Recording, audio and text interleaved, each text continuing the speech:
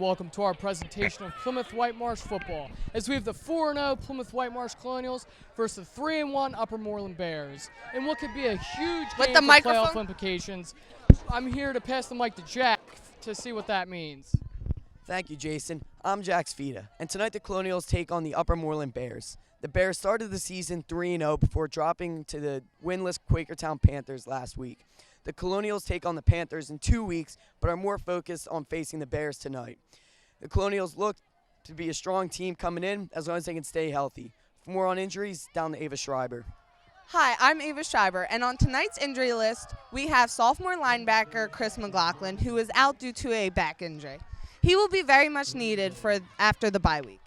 Next, we have senior kicker Nick Choi, who, even though he has a groin injury, he is still very much kicking. Due to his injury, the PW Colonials have been going for many two-point conversions. Lastly, we have senior running back Xavier Mitchell, who is out due to a loose AC joint. Even though all these guys are injured, they still have much support from the PW students. More on the PW students, we have Bella McNew. I'm Isabella McNew, and I'm covering the blackout. The seniors of Plymouth Whitemarsh High School decided that all the students have to wear black. We got more information from Miss Pinner, one of the two runners of the National Honor Society. They are selling shirts because they are trying to raise money for the Alex Lemonade Foundation. It is Lemonade Month, which means every September it is the National Child Cancer Awareness Month. So we are trying to get our proceeds and donate it to Alex Lemonade Stand. We raised $1,000 last year. Let's see how much we can raise this year because it's all sold out. Hey, let's go back to Jack and Jason.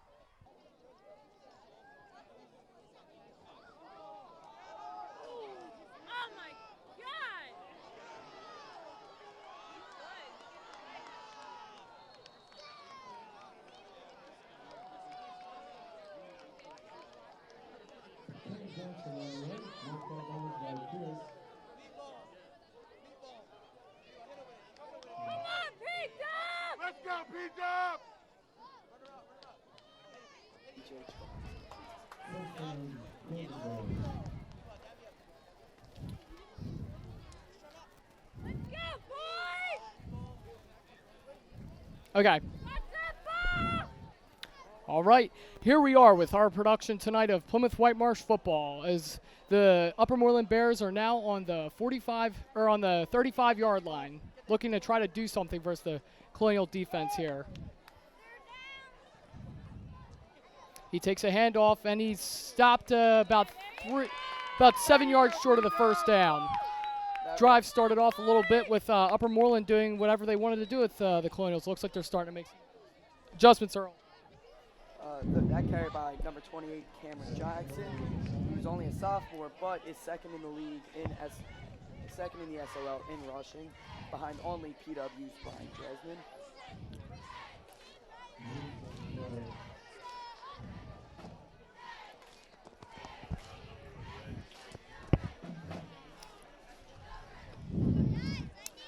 And with the snap to the running back, he takes it up for another 3-yard gain. This is a big third down here, Jack, as the Colonials do not want an early score. In the past 3 games, they've only given up 7 points, and they definitely do not want to give up that additional point on this first drive here. Well, I'd definitely say where they are on the field right now, it's 4-down territory. So there's really no rush to try to get the first down right on this play. Maybe try to get a gain of about 4 or 5.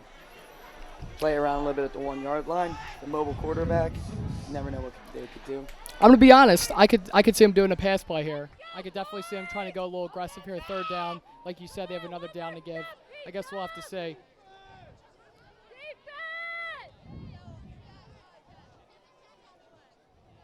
Takes a snap, and it's another handoff, and he's stuffed. Fantastic play in the backfield.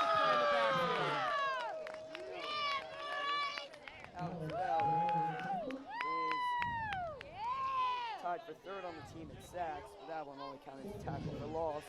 He is second in the team for tackle for losses, though, with 2, making that his third of the season. I mean, he completely read the play start to finish. He just immediately got in there, clogged it up, and made it a very hard play for Upper Moreland. A big third down here. So you can already hear the crowds getting very into it, very energetic. I think you called it best there. I think they should have thrown it. I think you were right. 4th and long. Big here for PW. Takes a snap and shotgun. Ooh, and there's pressure. He's making a move, and let's see. With an inability to wrap him up, I believe he got the first down there. Some excellent running there by the Upper Moreland quarterback. Yes, and that Upper Moreland quarterback is Byron Hopkins, who is 22nd in the SOL in rushing.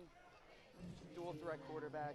I think they left the wide open, middle of the field open. They learn from their mistakes after that one. I'm going to be honest, on a play like that, Jack, I like to see a full-on blitz. I think they just take it to him early on, try to get him out of it, and obviously, as we see, they got the first down on that. Let's see what PW tries to do. I'd like to see him be a little more aggressive now at this point of the field. They anticipated the pass, but I guess they forgot how mobile Hopkins is. And another running play. Ooh, and an excellent tackle on the side. But there's a flag on the play. We'll see what the refs call here. So Cameron Jackson's going to be the workhorse. We got a hold on the offense. Yep, and so that'll be a 5-yard penalty, moving back another couple yards. Still first down.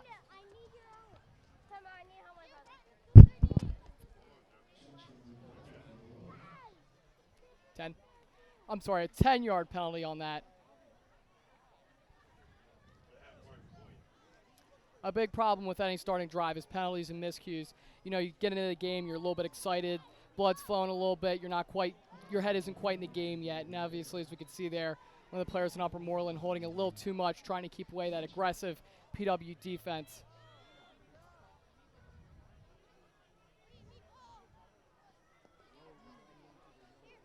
Don't be surprised if it's a draw play here. I could definitely see him trying to do a little bit of trickery. Rolling deep, and he is immediately smothered by Davis. And that's Jake Davis's 4th sack on the season, even furthering his lead, his team lead. That pushes it back to 3rd and forever for what it seems like right now. Or is it second down, Jack? Yes, correct. Yeah, second down. Still, hate to get down that far on second down. Makes it a lot harder for them that 3rd down and 4th down. And I'm not too keen on what Upper Moreland's kicking game is, but definitely, again, probably looking at 4-down territory at this part of the field. Although I'm saying if they can continue to push them back further, keep it at somewhere 4th and above 15, it will really make it difficult for them to actually go for it.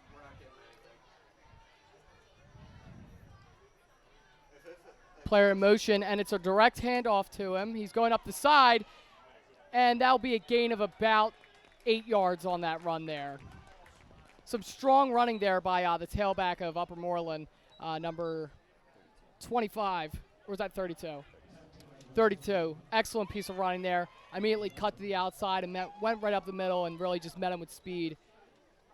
One of the only things you can't teach here in football is speed, and it's either you got it or you don't. That kid definitely has it. 32, that was the junior low line. Let's go, dude!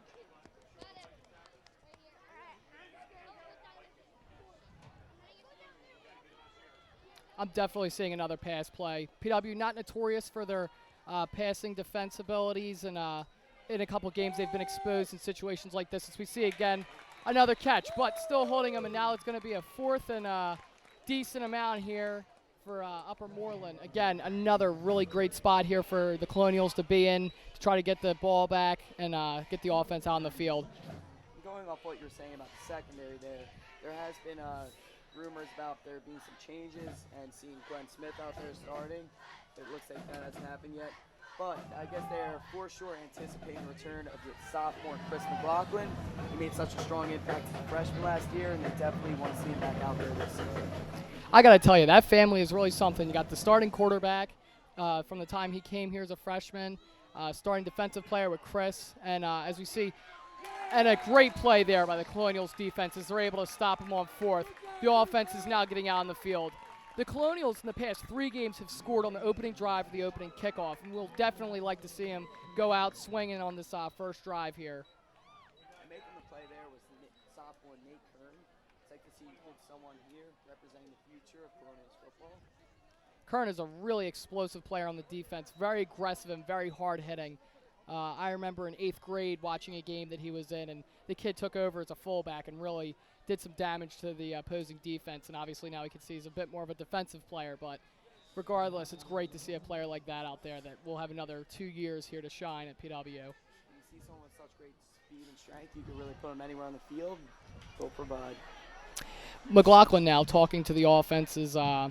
They have the tailback, fullback, and running back in the backfield. Looking like they're going to pass here. There's a motion from number 18, Christian Pearson. It's Dresden up the side. Looking at a 20-yard gain there for a Colonials first down. Dresden, a fantastic running back. Immediately as he gets the ball, his feet are just constantly moving, dropping his shoulder. The kid's really hard to bring down. That's one way to start the game on offense for sure. That up-tempo offense, too, is something that they've been working on this Another year. motion by Pearson. It's a pitch up the middle.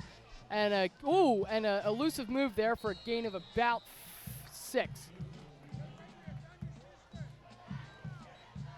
Chang, for the past couple years, has been trying to implement the veer system, and now this year we're really starting to see it take hold, and it's extremely effective and very great at wearing down the opposing defense and getting them tired early.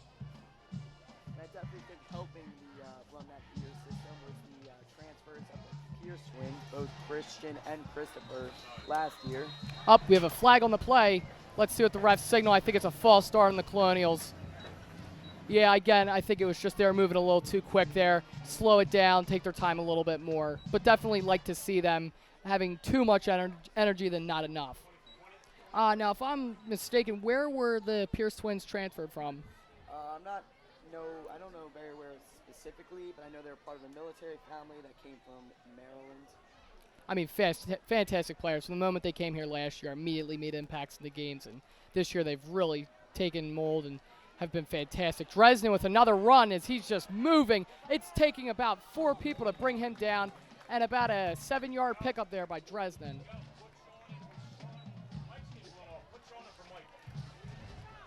I'll tell you this much, Dres is for sure ready. Every day he comes to school on game day.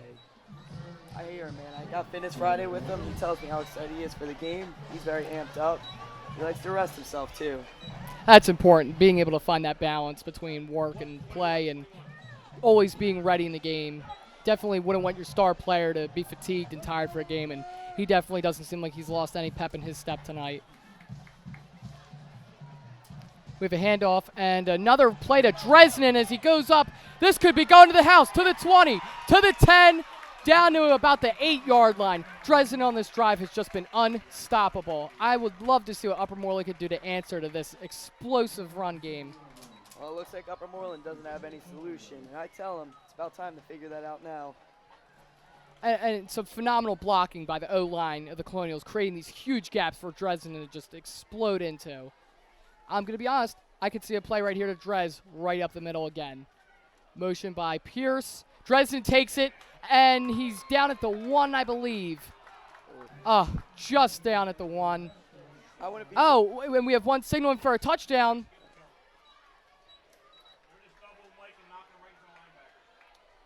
I wouldn't be surprised if they decide to use Christopher Pierce at this point near the end zone. Christopher Pierce, he only has 19 carries, but 4 of them resulted in a touchdown this year. They definitely like to use him in the short yardage situation. Pierce just so big, so hard to tackle, and that's really what makes him such a great back. And another play to Dresden for the touchdown. He almost makes it look too easy, Jack. That will be his 9th touchdown in the year, correct? That is correct, Jason. Now, an interesting side note here is the injury of Nick Choi. I know he's been having some groin issues recently. So I've seen them against Wissahickon. They went for 2 more than they usually did. I see Choi's out here. Choi started the season perfect from about 14 attempts, then struggled last week against Wissahickon. Now he's at 16 out of 18 on his extra point attempts. Definitely want a player like Troy. Keep him as healthy as you can. At any point of making a deep playoff run, you'd like to have a strong kicking game to be able to ensure, and that's good by Choi. Looks unaffected by his injury there as he easily hits that one in, as the Colonials are now up 7-0. As I was saying before, Choi is definitely the type of player you want to have. I mean, even with field goals, extra points, all of those points matter in high school ball, and it could be a 1-point game that could come down to a kicker like that, and the kid is truly phenomenal. As you can hear, the crowd is in it, the band's in it, the cheerleaders are in it. I mean, this is a really exciting night, you get to see a lot of the spirit here in Colonial District, and it makes you feel a lot of pride almost, right, Jack? And going off that cheerleader note, it is the community night here at Colonial Stadium. They have the Plymouth Whitemarsh Spartans, little cheerleaders out there joining them. It's great. I'm sure they just live for moments like that, both the younger kids and the older girls, being able to lead them. Definitely night to remember for those young girls. Being able to have all the fans cheering for them and hearing the band. I mean, it's almost like it's a college game, and it's just very exciting stuff to be able to experience. Couldn't agree with you anymore.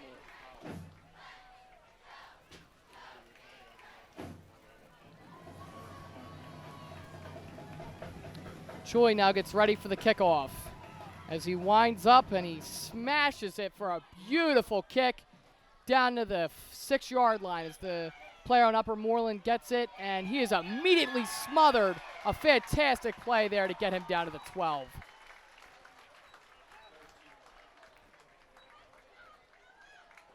If I'm not wrong, number 15 is, let's see here, Phil Taramina. Wow. Sophomore backup quarterback making big plays on special teams. You love to see it. But seeing Troy out there, he actually did not do the kickoff duties last week. Last week it was Jake Davis. Good to see Troy back out there looking healthy, booting it down the field as he usually does. I mean, a phenomenal kick. It looks like he hasn't lost a step.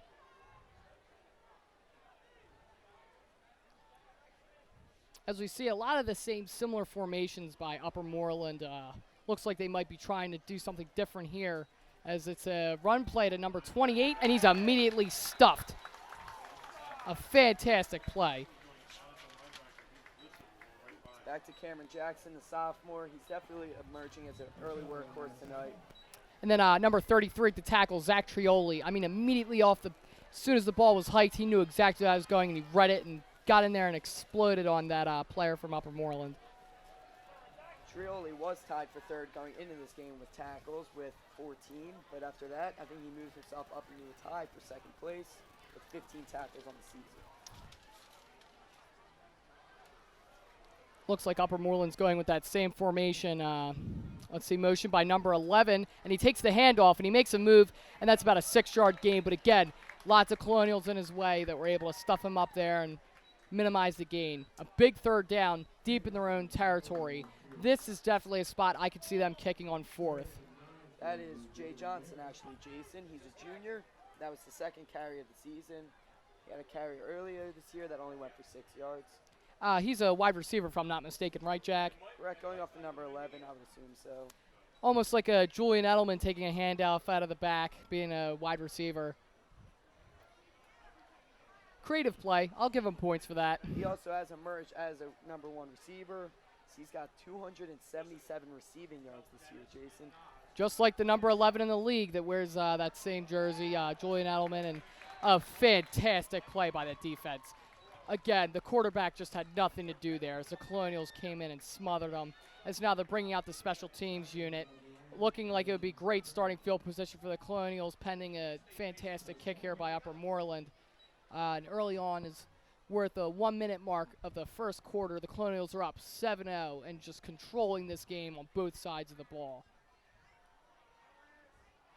Say that sack right there, recorded by, looked like Jake Davis, and he's just... Ooh, and it's only about a 15-yard, rolled a little bit, about a 20-yard kick for Upper Moreland, putting the Colonials starting in Upper Moreland's territory on the 42-yard line.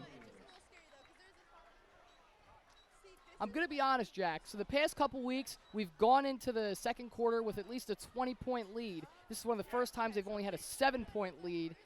But definitely could see them add on it very quickly here with a minute left in the first. Well, I'll tell you this much. I feel like the Colonials knew going into this game that this wasn't going to be like the other cupcake games. This Upper Moreland team is definitely a much stronger opponent than they've seen recently, coming in at 3-1. And it's a handoff to Dresden again as he's up the middle, and they just can't stop him, folks, to the 20, to the 10. 5. It's too easy for Dresden. His 10th touchdown of the year. I can't remember the last time I saw a player this explosive on the Colonials. Just ferocious running by Dresden. The man is on fire tonight. I think Dresden might be a little bit upset here because he was the leading rusher in the district going to last week's game. He only churned out about 66 yards, and I definitely think he's trying to make up for that right now. For sure, as Upper Moreland just does not have an answer for Dresden. We have Choi again taking another kick. You very much like to see this. As last week at this point, I believe Choi was already having trouble, and he seems loose. We'll see here on this kick if he's still feeling good. Snap off, perfect hold, and it's good as the Colonials take a 14-0 commanding lead over Upper Moreland. Say this much, Jason. The special teams has been very good from the Colonials this season. Definitely one of the better units that I've seen in my time here at Plymouth Whitemarsh. And as I said, a fast drive with a lot of Dresden, and with about maybe 25 seconds, they're able to take the ball down and score, and now we're at the 44-second mark here in the first with a 14-0 lead. The players are jumping along the sideline. The crowds have their flags waving. I mean, this is really, you couldn't ask for a better start from the Colonials for such a tough Upper Moreland opponent. Well, you were just saying how they have the 20-point lead, and they got 44 seconds left to get that. I mean, 6 hey, more points, Jason. One fumble deep in their own territory, and it's very much a possibility. After the muffled kickoff, you never know what could happen. Exactly. As you hear, our marching band has started to do the Jaws song in one of their routines, and I have to say I'm a fan. It definitely is very cool, especially during this time of the year with Halloween coming up. The marching band also did get new uniforms. I know many of you guys cannot see them at home, but take my word for it, they're looking pretty good. Red, white, and blue. Wouldn't ask for a better jersey, a better outfit, and they almost look like a college crew, and they definitely sound like one. As the player for Upper Moreland takes it and fields it at the 8, and immediately again, quickly smothered. He stopped at the 11-yard line. At the 15-yard line by the Colonials, deep in their own zone with 37 seconds in the first. Don't be surprised if it's a quick play and then we end up going to the second quarter. Going off what you were saying about the college, or the marching band looking like a college marching band, I think the student section over here is definitely looking like a college student section. I mean, this is one of the fullest I've ever seen. It is almost every single row is packed to the max. And with $2 tickets, you wouldn't expect any less. They're unified with their blackout shirts, the blackout shirts that went to support Alex's Lemonade Stand. Great cause. There. But these fans are such passionate. I mean, seeing how much they filled up the bleachers in Wissahickon last week, I think they actually outnumbered Wissahickon student section. And immediately a huge hit on the catch for Upper Moreland, about a 7-yard gain, and he was smothered.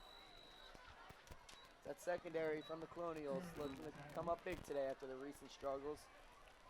They are going against one of the better quarterbacks in the SOL, though, in Byron Hopkins. He is only a sophomore, but this man has stepped up big this year.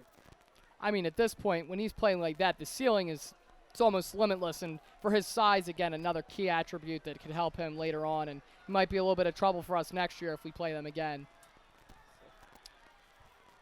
He takes the snap, and it's a handoff. The running back goes up the middle, and a lack of Colonial tackling leads to a 12-yard gain for the first down as we have now reached the end of the first. Colonials 14, the Upper Moreland Bears 0. A fantastic start here for the Colonials, Jack. Couldn't agree with you anymore. In recent years, I remember I used to go to these games. It would be exciting, and I would be very happy to be going to these games. But now I really feel that we have a team that can make a deep run into the state playoffs. I agree with you there. I mean, I remember sitting there in the bleachers. We'd be down 42-0. We'd score one touchdown and feel like we just won a game. Now that we have a team that truly takes care of games and commands, and now we're going to bring it to Ava Schreiver and Bella McNew on the side here.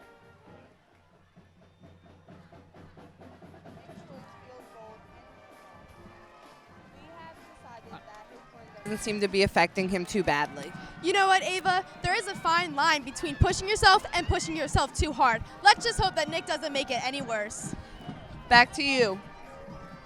Great analysis, girls, and I couldn't agree more. Definitely don't want to see Choi go down. I mean, he's having a phenomenal game, and if he starts feeling even a little bit sore, let him rest up a little bit, as the Colonials don't seem to be in a situation where it might come down to a field goal or anything like that. Knock on wood, though, because we are still only going into the second quarter. So also, going off our conversation we were just having earlier about the last season, I remember specifically going to the Upper Moreland game in Upper Moreland, which was an absolute slaughter by the Bears. The Colonials looked helpless out there. And a deep throw here by Upper Moreland, and it is a catch by number 11, the guy I was just talking about last drive, as that will be a 35-yard gain, as they are now on the 27 of the Colonials. A fantastic throw by that sophomore quarterback. What a grab there by number 11, Jahir Johnson, looking unguardable out there. Although the secondary has had their struggles, there was nothing they could do there with that catch and throw. I mean, it was just separation off of the Colonial defender and just amazing effort in the jump and an amazing throw by Upper Moreland. If I'm them here, I want to slow it down. I want to try to establish the run game and just get the Colonials on their heels. I agree with you there 100%. I think if you're the Colonials, you drop back. You want to do a little bit more of trying to guard the pass a little here because they're starting to establish it, but also watch out for that run. As the quarterback rolls again, as he makes a throw to 31 as he turns up the side, and he's smothered by Mike Pacello. A great play on defense. The crowd's definitely liking that play there. About maybe a 6-yard gain. A little bit of extracurriculars after the play there, but nothing serious. Yeah, you don't want to see anything like that in high school football. I mean, it's flags like that that really could end up biting you in a drive when you just need to move the ball as efficiently as possible. I mean, Upper Moreland, their first drive, they started so well running the ball. They got so many yards out of it. Now they're turning to the pass, and they're very much establishing it. They got deep in the Colonials, and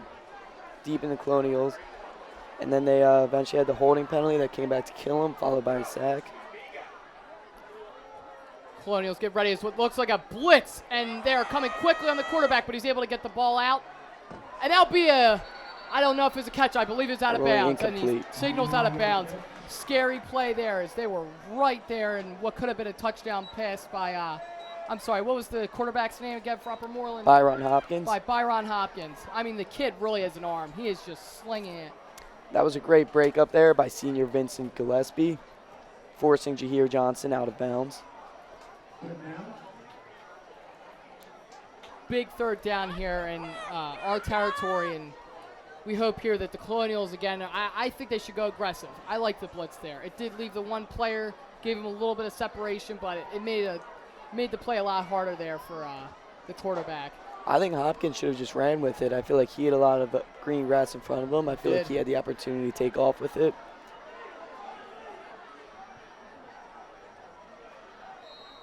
And I believe a timeout here by Upper Moreland. This is a smart spot to take a timeout.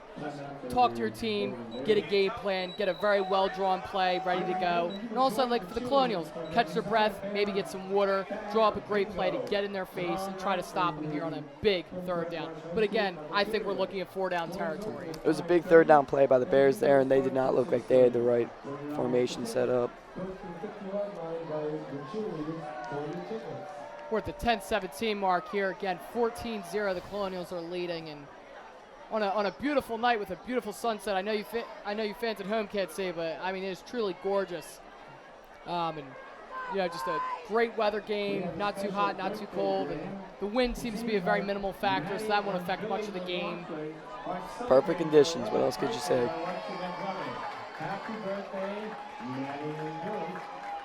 And birthday shout out here by the Colonial announcers. Gotta love showing the love, spreading here at the stadium. You were talking earlier about how talented the McLaughlin family is, the two younger ones. Happy birthday out to them, Bailey and Maddie. Here we go. So we have a running back in the backfield. I'm gonna say it's a play action here. And I think they're looking at 11. 11 single covered here by 11 on the Colonials. So we got That's Josh Lynch on the Colonials. Josh Lynch matched up on number 11, and it's oh my goodness. He tried to draw them off with a run play, and Alex Bell was just immediately there. Again, read the play at minimal coverage there by the Upper Moreland line. It's the second time that happened today here with Alex Bell. I mean, Alex Bell. I ran track with the kid for 2 years in the middle school. The kid is fast, he's explosive, and he's built. The kid is huge, just like his brother Kirk, who graduated 2 years ago. That family just explosive players with great size, great speed. So fourth and very long right here. We're looking at I mean, you're looking at almost a most definite pass play here. 4th and 14. Yeah, there's nothing else. I would expect something early, as we saw earlier from Upper Moreland. We have another timeout here by Upper Moreland. Again, this is a big situation here. You do not want it to blow up in your face. And I don't think they like the matchup. I saw number 11 was matched up on Mike Pacello, a great corner, and I think that Upper Moreland wasn't really too thrilled with how that was looking. Way number 11, Jahir Johnson's running around tonight. I think as long as they don't have 4 guys on them, I think that's a favorable matchup for Upper Moreland. For sure. I mean, the kid is explosive, and as long as he could create separation, I could see Hopkins being able to find him and make a very deadly play that the Colonials would not want to see. The Bears are definitely overwhelming in the time of possession right now, but the Colonials defense has many different players that they like to switch out on the D-line.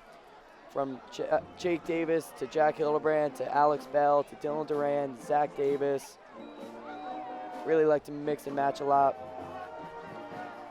I think another thing is that with the amount of time that the Colonials have on the field, part of it's just been attributed to how fast and efficiently their offense is moving. And this is one of the few times you'll say that you like them off the field because they are just doing whatever they want with the ball, and they're doing it at an extremely fast pace.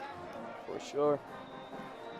Big play here. If the Colonials can make a stop here, this is when you really start to put the initiative in I the definitely game. expect more up the middle on the Colonials, preventing a run here. We even saw in that last attempt here, And Pacello stayed in Hopkins the middle. runs and he's stopped. Who else but Jake Davis? Jake, a fantastic player up the middle, just a fantastic smash mouth football player. And as they turn over on downs, Colonials get the ball on the 27-yard line. Jake Davis leads the team in total tackles, tackles for loss, sacks. There's nothing that he cannot do.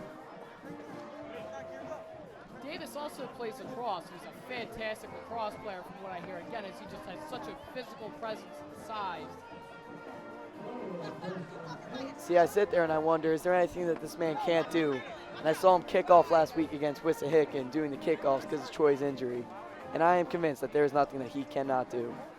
Drez with a nice about 6-yard run there. Again, up the side. There's not a single player on Upper Moreland right now that can stop him. But Drez is down. Or I'm sorry, I believe that is, I can't get a number on him. Jack, can you? I believe it was one of the Pierces. That is not a good injury for the Colonials at all. Chang and AJ both are immediately out there to check on him as he is wincing in pain and grabbing his knee.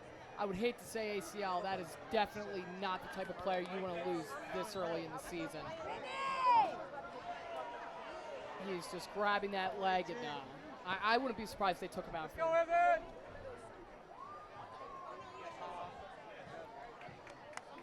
Looks like they bring him up to his feet here. He's able to get up and walk on his own. A good sign, but again, Holding his elbow. Hopefully nothing too serious for him. Yeah, not a good sign here. Definitely not the type of player with his talent level that you want on the sideline due to injury. And I would say to leave him out of this game and let him be able to recover and be ready for the bye and have more time to get healthy. And hopefully it's nothing serious as the trainer AJ is now walking to the side. Probably during halftime we'll be able to get a report from Bella and Ava on what could be going on there with that Pierce player there. That was Christopher Pierce. Christopher Pierce. He's got 4 rushing touchdowns this year, so I would expect to see more Drez near the goal line. Of course, and another snap off to Drez, and what I believe will be a 31 play as he gains 4 there on that handoff. For most players, a gain of 8 does not seem like a very bad play, but for Drez, who is averaging 9.4 yards per carry this year, I think he's probably kicking himself over that play right there. Oh, of course, Drez is very serious and takes every snap like it's his last. Drez in the backfield again as there's a motion, and it's a direct snap to McLaughlin, but there's a whistle here. Flag. Let's see who it's on. I think I might have saw a jump by the Upper Moreland defense. Yes, as it is an encroachment on the Upper Moreland defense. First down for the Colonials. The headset. Oh, yeah. Look down with the headset. The Colonials now approaching midfield, and a long drive for them because the past couple drives have only been a couple minutes, and They're just moving the ball at will. Hardly even needing to use their passing game. The running game has just been so smooth. Signal from Coach Chang. We might see a little bit of trickery here. I'm not sure. And a flag. I think it's going to be a false start on the Colonials. Yep.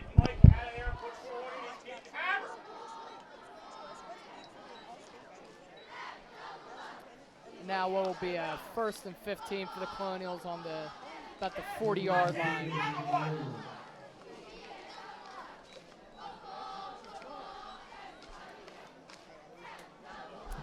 We are at the 8:04 mark here in the second quarter.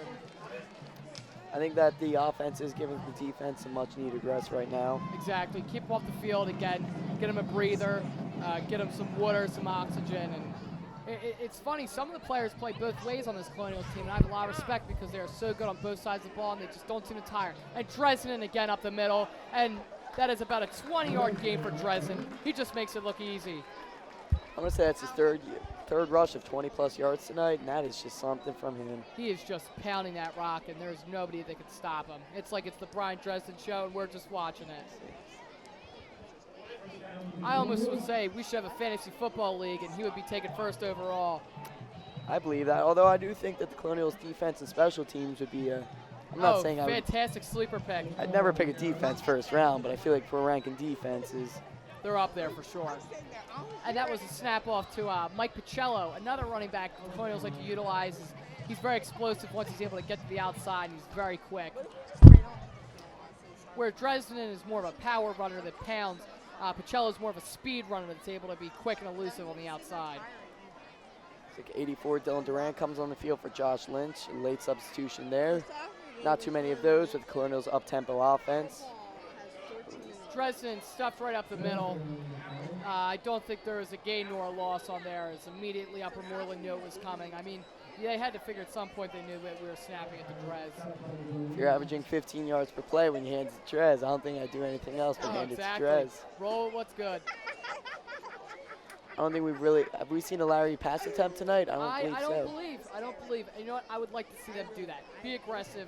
Just get in Upper Moreland's face and show them that we can move on both. 3rd and 8, you're in 4-down territory. I feel like you might not need to go for the home run ball here, but just try to pick up a little bit. Nice short little 10-yard pass. And it's a stay for McLaughlin as he's able to rush to what I think will be a first down. And so when you don't have Dresden running the ball, you have McLaughlin running the ball. An elusive player. He's 272 yards rushing this year as a quarterback, almost like a Cam Newton. Those 272 yards got him good for 4th in the SOL. To pick your poison with 1st in the SOL in Dresden or 4th with Larry. But anyway, I think his ability as a quarterback to run the option definitely sets him apart from all the other quarterbacks from this point. Being in the starting role for 3 years now, I feel like this really has allowed him to grow. And a pass play there to Dresden as he catches the ball. And again, it takes 3 Upper Moreland players to stop him as he's down at the 18-yard line for another Colonials first down. Dresden is just on fire tonight, as there is no answer for him in the running game or the passing game. Those once-in-a-generation type athletes working out since very young age, and you can see how it pays off nowadays. Just so strong, makes him so hard to bring down.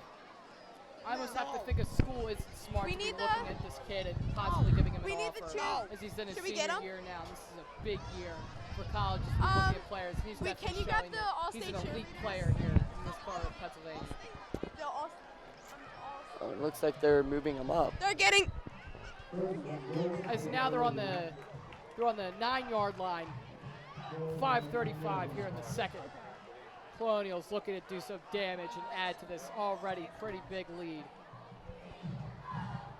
Mick, are we good positioning-wise? Pacello in motion, and now he goes back to the line. All right. Chang's doing a signal. I think there might be a little bit of a miscommunication here at the offense. All right. McLaughlin gets right in the pocket, takes a snap, and we have another one to Dresden. It takes 5 players to bring him down, as that's about a gain of 2. Christopher Pierce is now sitting on that bench there. This is where they really like to utilize him. I mean, he's just once you get on these first and goal, second and goal plays. He's just great to give the ball, and he's just so fast. He's so fast, folks. They got so many different rushing threats here. I mean, they got 6 different players in the top 13 in the SOL. And Drez with another handoff, and he's stuffed maybe about a yard there. I'm going to be honest here. So he I said like a just little bit of a stand play here with behind Larry, us. doing a direct snap to him and trying to So take he it up said the just middle. stay behind us. That's I'm gonna interesting. I ask feel like I also Sfida a like seeing question. Larry She's run gonna the answer. option very well. I could see some option there. I know they like running the triple option when they have Christopher Pierce out there. Okay. So Mick, we I have the liked, girls. I think it was 3 weeks ago, they did a wildcat It's all snap state or directly all to air? Pierce, and he took it in for a beautiful That's why I said touchdown. Again, another, you can't be able to have a play like that when he's hurt. Again, another reason why this injury could be very unfortunate later on for the Colonials. And Dresden takes it. He's in, but there's a flag, and I think it's a false start on the Colonials. Hate to see that, just clogging the drive. that's very unfortunate considering how close they were. When you're on the defense in that situation, you try to get up there and pressure the offense because the penalty's on you. It's half the distance to the goal. You're only 1 yard away, while the offense, as long as 5 yards. Oh, I mean, it is so drastic on a situation like this. Okay. We're on standby. Okay, and now we have a report from Bella and Ava on the track. Okay, so we don't know much about cheerleading, so why don't you tell us what it means to be an All-American cheerleader? An All-American cheerleader are a select group of girls that try out, and out of 600 people, they are the cream of the crop. They're the ones that get selected to be the best. That's amazing. There you have it. If you want to hear more, tune in on PW Personalities next week on CITV or CITV. Thank you. And now we're back with the Colonials here on fourth and a long 9 here in the red zone. As we have a Nick Choi field goal here. I don't want to be here anymore. I can't hear anything. Oh my God, this is Choi gets ready. This could, there's a flag. Let's see what it is, folks. I believe we have a penalty on the Colonials. Looks like they're going to push it back here to the 15-yard line. He's kicking a lot harder. This will be about a 33-yard field goal. It's going to be Troy's first field goal attempt of the season. Yeah, I think this is right, or it's either his first or second attempt of the year. Colonials don't like to utilize the field goal too much because their offense is so explosive. We have a Choi kick, and it is shanked wide. I think it was just the defense got a hand on it. The snap wasn't the best snap either.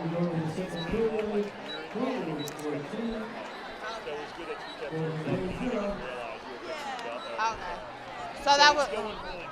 Well, the Colonials fail to capitalize on a chance to be up by 3 scores, but you still like them to be up 2 at this point, late in the second, going into halftime. The main thing is you want to play excellent defense again and just prevent any sort of scoring here by up in Moreland. Just keep the ball, keep air out of the ball, and keep them from gaining any sort of momentum going into halftime. I feel like one of those emphasis here that they've really worked on is preventing the turnovers. Their turnover ratio this year from their offense to defense is 1 to 11. Wow. Definitely something great to see. And that's what's really keeping them in Snap ball by games. Hopkins, and it's a play for about 5. A nice throw and catch. Considering the minimal movement of the ball, it's a plus for up at Moreland. It's now they're on second and a long, as you said, a long 5. The Colonials are very stingy at this part of the field.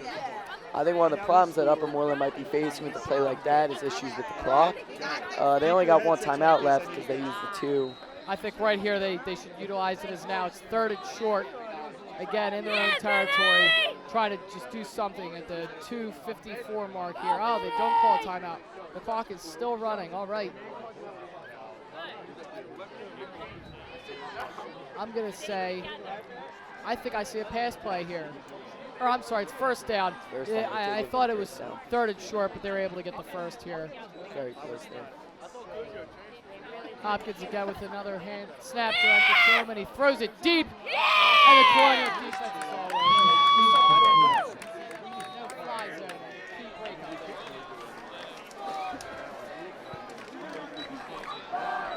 Great throw there. Had the open receiver. Looks like it just slipped out right through his hands.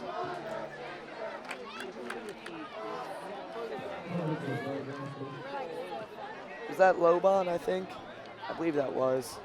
I believe it was number 30. Yes, yeah, it was. Student section's letting me hear it about the Butterfingers too. Oh yeah, they don't forgive anything. They're cold, that PW student section. That's definitely gonna stick with them, unlike that last pass.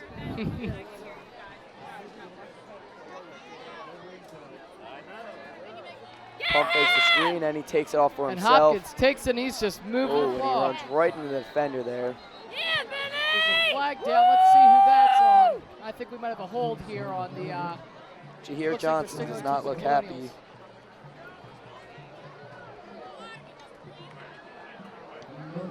Picking it up. I think that they just waved the flag off. Yeah, they just picked it up. Maybe they saw something and realized that they weren't actually seeing anything.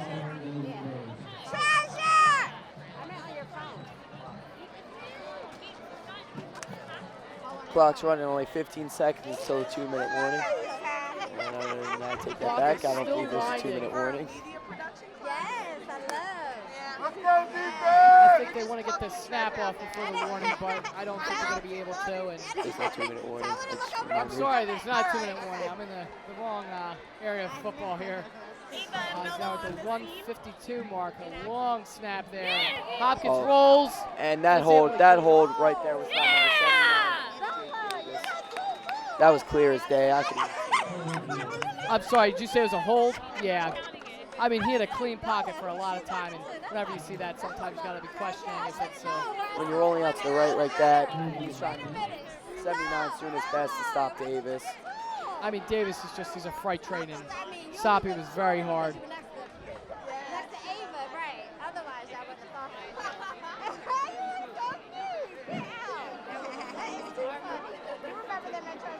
Oh, now they're playing Carry On Wayward Son by Kansas. I mean, this band has some great songs in their playlist or set list, whatever you want to call it. First and 21, I feel like they might take a big shot here, and then outside of this, might be I could time to definitely just see sit it on a long play here. Oh, turn around. Turn around. Now, I'm sorry, was that a hold on Davis or? Uncle Mick. Yes, he held Davis. I mean, that play again, dropped the drive just like it did on that first drive for the Upper Moreland Bears. No way of blocking him. Hopkins gets it out deep, and it's almost intercepted by number 15 on the Colonials. Yep, it looks like right there he overthrew Broderick Jr. And near the ball was Phil Taramina in the secondary. Definitely a throw Hopkins does not want to see Taramina make, as that would be great starting field position, and there's a lot of open field for Taramina to maybe make a play. See, Broderick has done more rushing than receiving this year, with coming in the game with 70 rush yards, but only 2 receiving yards.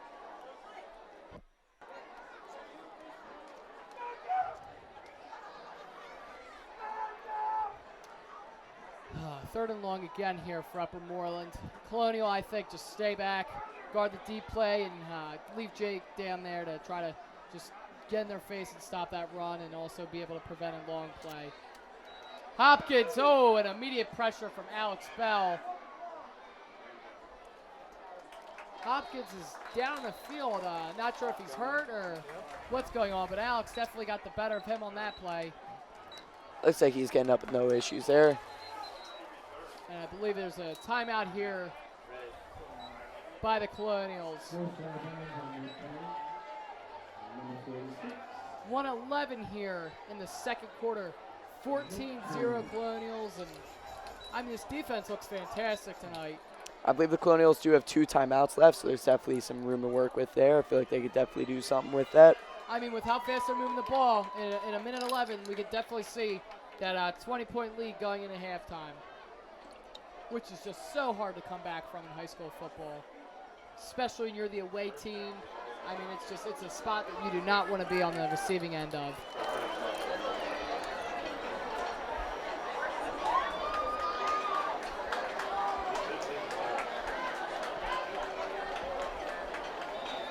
And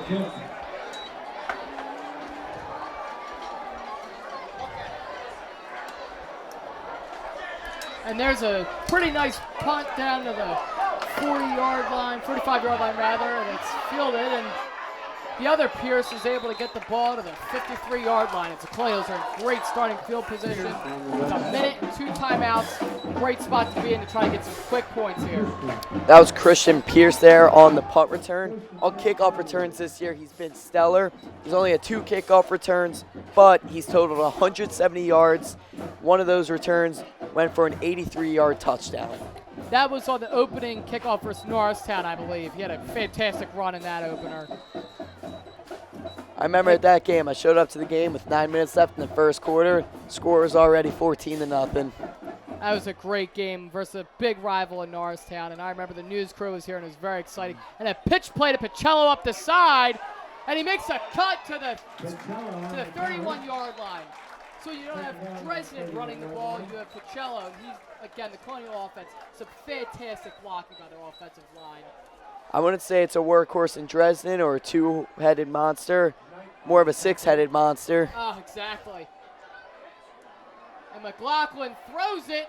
Oh, just a little bit long. He overthrows Felgois by just a tad bit. I'm going to be honest. I saw a little bit of contact with Felgois there that I wasn't loving, but it's no matter. It is only second down now for the Colonials again on the 31-yard line. 46 seconds left, still 2 timeouts.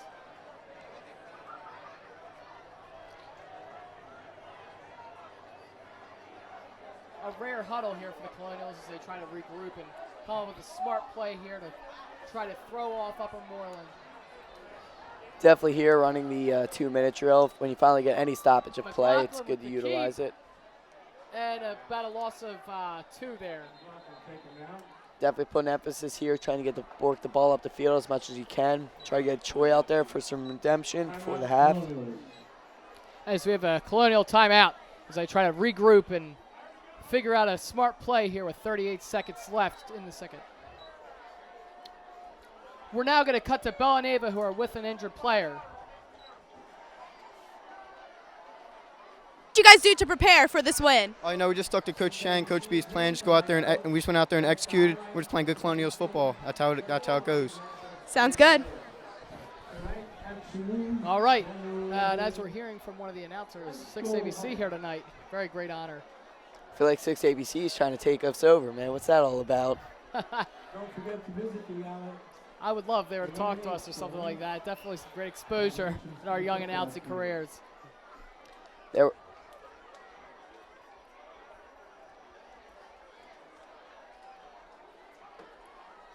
I'll tell you this much, though. I mean, this whole town has been in the news a lot recently from the Plymouth Whitemarsh versus Norristown game. Plymouth Whitemarsh was in the spotlight. Earlier this week, Fox 29 had a town takeover Thursday morning.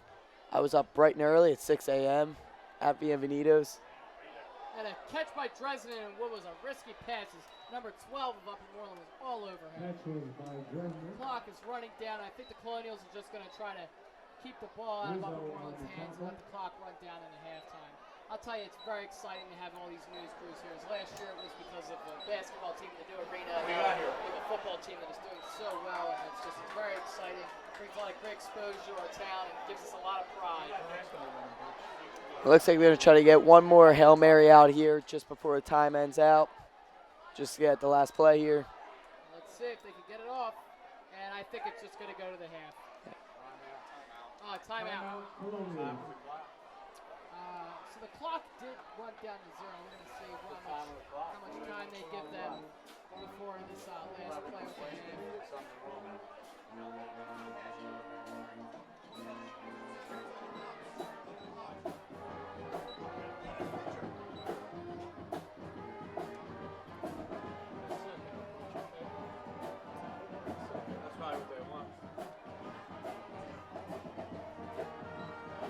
Now, if you're the Colonials here, you're just gonna go right for the end zone. I feel like I would target Christian Pierce right down there, leading receiver on the team. Chang doing some motions here, talking to the players here. I think I can see maybe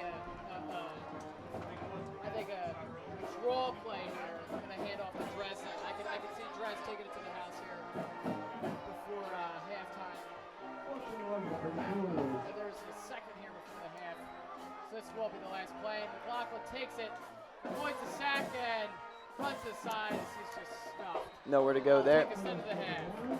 I'll take us up to the halftime here. The Colonials definitely overwhelming Upper Moreland so far to this point. The total yardage, gaining early gains in the first quarter, striking twice for 2 rushing touchdowns by Brian Dresden. The Colonials have overwhelmed all of their opponents this year. Their season, they've been outscoring opponents 196 to 41.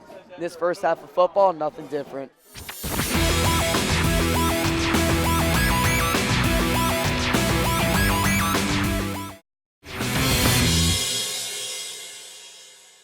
As we can hear the boos for the Upper Moreland Bears, this blacked out Colonial crowd is letting them hear it.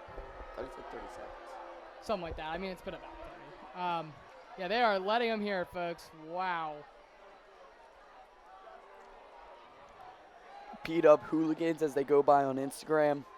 Pretty ruthless student section, the so-called #1 student section in the state. I mean, they've brought such notorious chances. We want Bama, referring to the Alabama Crimson Tide, one of the best teams in the country for years. And other fantastic chants that are just funny, loud, and just try to get in the other team's head. No one's going to admit it, but I started the We Want Bama. Yes, Jack did. Remember that? Week 2, I remember at the home game, Jack did start the We Want Bama. I'd like to see Bama come here, maybe learn some lessons from Nick Saban. I mean, really just an amazing coach, an amazing program. And just like the Patriots, being able to be a team consistent for so long and just relevant almost every year, regardless of who's at the helm and who they have on their roster. All right, here's a good question for you. Would you rather be able to add Tua Tagovailoa, Nick Saban, or Quinnen Williams onto the current PW Colonials roster? That's a tough one, Jack. That is tough. I mean, I love Larry. I don't think we need Tua. I mean, Chang's a fantastic coach and what he's been able to bring to this program in recent years. So maybe Williams. I guess maybe I got to go Williams just because I don't want to be selfish and take Saban from such a prestigious program that he's got there at Alabama. I don't think selfish has any problem to do with it. I'm just going to take whoever's going to make our team the best. That's true. I mean, I feel like with Saban, we could almost put, my little sisters out there on the field, and they would be able to move the ball. I mean, just a fantastic coach. There's a special coming up. I think it's December 10th. It's with Bill Belichick and Nick Saban, and it's the two of them just talking about what makes them such great coaches. And, I mean, the amount of football IQ in that room is it's legendary. They pay you to say that to advertise their show? I don't know. Maybe HBO threw in a couple dollars in there, but I mean, it's a good question though, because the quarterback, of course, most important position on the field. The D tackle at this level with a lot of run plays, I feel like stopping the run up in the middle would be pretty good. And of course, the head coach. Yep. You need a head coach.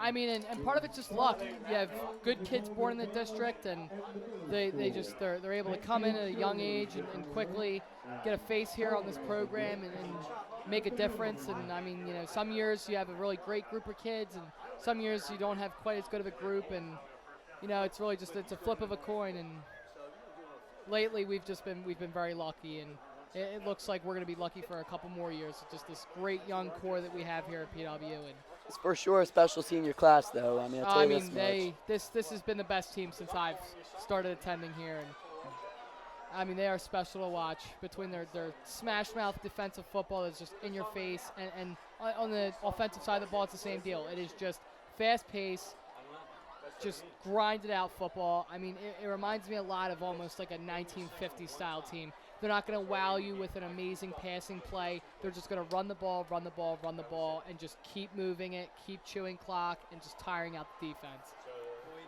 I'll tell you this much. I mean, that's pretty much what this high school football is about. And I also think it has something to do with the new game plan that Chang brought in this year. Fear the veer, as they say on their Instagram for the Colonials.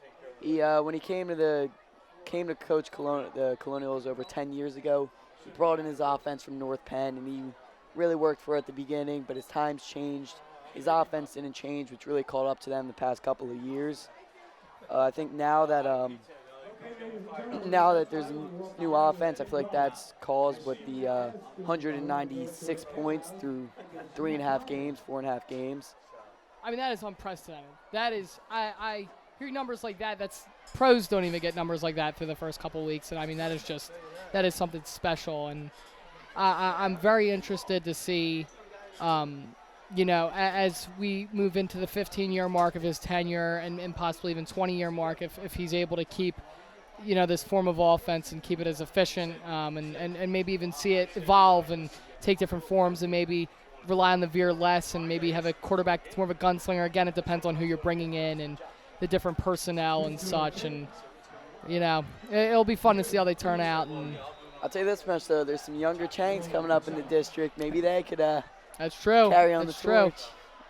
And we have the opening kick here, as it is about a 25-yard kick there, fielded by the Colonials as he takes it up the side for about a 4-yard gain. And that kickoff was picked up by the freshman, Tommy Hannon. He is the only freshman rostered on PW right now this year. Last year they had a couple, Mike Miller, who's no longer playing football, and Chris McLaughlin, who's currently hurt. Seeing the freshmen on varsity is a pretty rare sight, but this Hannon kid is a different breed. I tell you, it's one of those families in this district, the Hannon brothers, with both Danny and Tommy. Danny started off this year a little bit injury prone. He's starting to find his way back in the lineup, but both, again, just hard-hitting, aggressive players. I'm very good friends with Danny, and I can tell you that boy, he puts some emotion into those hits, and the other team feels it. Another run with Dresden for about a 6-yard gain. I remember we were together last week after the game against Wissahickon after the blowout win. Danny was very fired up, too. He's got plays with so much passion and heart. And you love to see it. And he was very excited because him and his brother are both able to take this in and enjoy it together. And, those are the special things that make this sport such an amazing sport and make it so enjoyable for so many of the kids that play it. Saw their father, too, on the sideline, too, cheering them on. Very passionate fan, and, you love to see stuff like that. And Larry takes it for maybe about a yard up the side, maybe I was a little bit, maybe about a 4-yard carry there. I remember I played football in 7th grade, and Larry was in 8th grade, and he has this running style where it's not very orthodox. He kind of prances, and I used to call him the gazelle because his legs, these stride, it's like an ice skater almost, but Larry can move.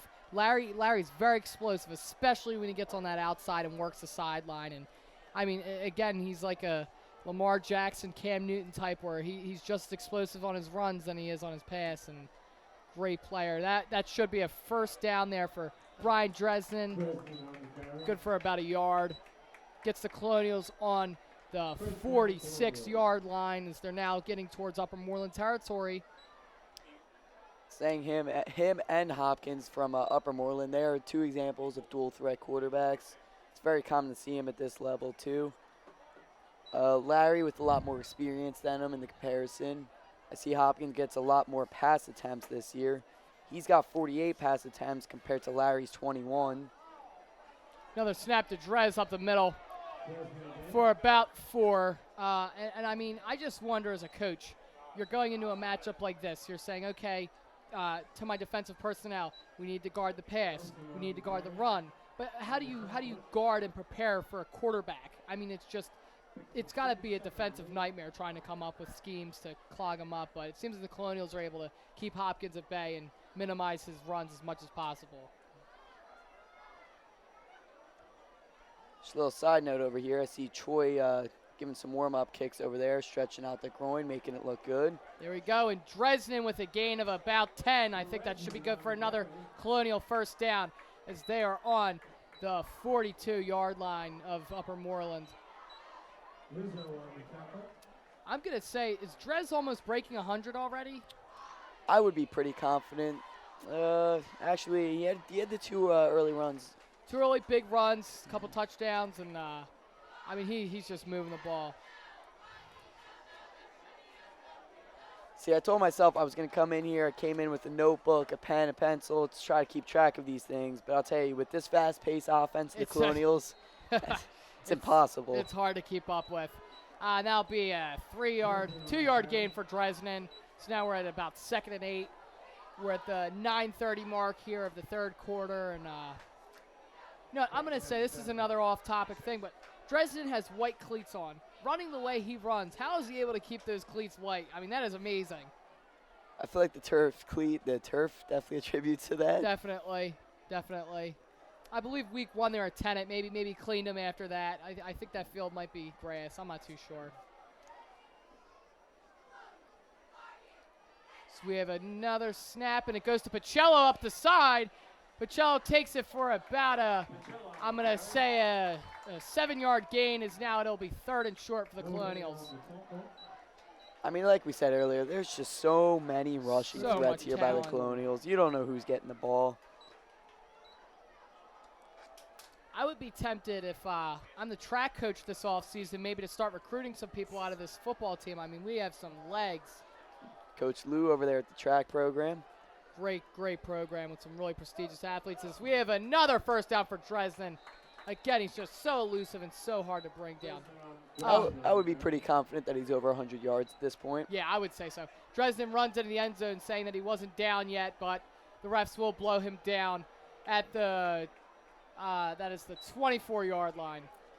Crowd's not happy with him either. Dres has ran for 100 yards in 3 out of his 4 games so far at this point in the season. Simply amazing. Also, another side note, are we seeing Christopher Pierce out there anywhere on the sideline? I'm not sure. And another handoff to Pacello as he takes it to the 15. Another Colonial first down. Oh, wow. So we just got insight. It is 173 yards for Brian Dresden. He might break the 2 mark while we're on this drive. I mean, that is wow. I mean, that's the thing. You're Upper Moreland preparing for this game. How are you able to plan for someone like Brian Dresden? I think that Dresden was probably a focal point for them coming into this. 462 yards coming into the season, 8 touchdowns. Such an important emphasis there on stopping them. And McLaughlin with the keep. And now we're going to cut to the sidelines. We have an interview with Assistant Principal Miss King. Okay. Yeah. Hi, we have our assistant principal, Miss King, here. How do you feel about the school spirit being shown here tonight at PW? I think the school spirit is great. We have a blackout, and there's tons of kids, and there's lots of enthusiasm. Do you think we have a good shot at winning this game? Absolutely. I hope everybody stays safe. Nobody else gets hurt. They're missing one of the boys already. But, yeah, go P-Dub. Woo! Thank you. I wish I knew. Thank you a lot, Miss King. Thank you a lot, Miss King. Yep, thank you, Miss King. Just such great administration and teachers here at the school. It's good to see them even coming out here supporting some of our own students. It's very beneficial, and really it shows a lot of the support that us students receive here, and to be so fortunate to be in a district like Colonial. Just going down there to go get a sandwich, pretty simple. I see so many teachers, so many familiar faces. Such a great community we got here in this area. And it's great when they can all come together for a winning football team. Pacello takes up the side, and I think he will get the first, as he's now going to put the Colonials into the red zone, and it will be 1st and goal. Goal to go here for Dresden. He was able to pick up the first, but he was still about... I'm sorry, he's short by a yard, so it'll be about 4th and 1, I will say here. I think a smash mouth play right to Dresden would be pretty smart move here for Coach Chang. Yep, and it's a handoff to Dres. I think he. Oh, and the ball's out. Oh, did it get into the end zone though? I think that looks like Jake Davis recovered that in the end zone. A little assist there. Let's see. Or they might be marking him down at the kit. No, let's see. Waiting on the signal here from the officials. I feel like every time I come out here and say, is there anything more that Jake Davis could do, he goes and surprises us time after time after time. And that will be a Colonials touchdown on a crazy play, but a great one. And as we see, Dresden gets it, he fumbles it, and his teammate's right there to pick it up. I mean, ball security is so important, and great that he was able to pick that up. You'd hate to see Upper Moreland pick it up on such a great drive. As Choi he's kicking it again and right through the middle. Oh, or that might have missed. Let's see, no good.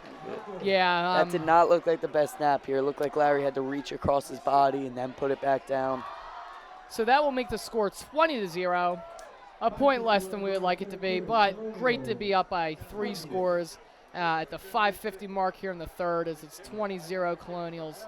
I would like to see another shutout. Or I'm sorry, I think there might have been an encroachment on the defense here, so we might be able to get a re-kick here. Say this much though, if it's an encroachment through the 1 yard line, I'd consider going for this if I was I would too, but I see Choi is still on the field, and I think that they're gonna re-kick this one here, and hopefully they can get a little bit of a better hold on the ball. Yes, there's a penalty on the defense. From what I saw, yeah, I think it was encroachment.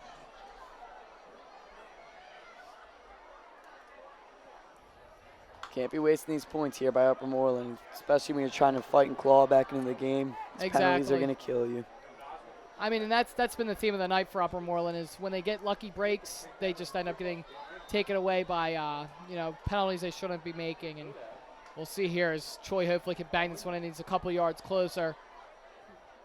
And Choi kicks it, and that one will be good. 21-0 Colonials, a commanding 3-touchdown lead. That brings Troy up to 19 out of 21 extra point attempts for the season. Looks like his leg is feeling perfectly fine. He's looking great out there. Yeah, I think on that first kick, up to the player down here on Upper Moreland. Let's hope he's okay.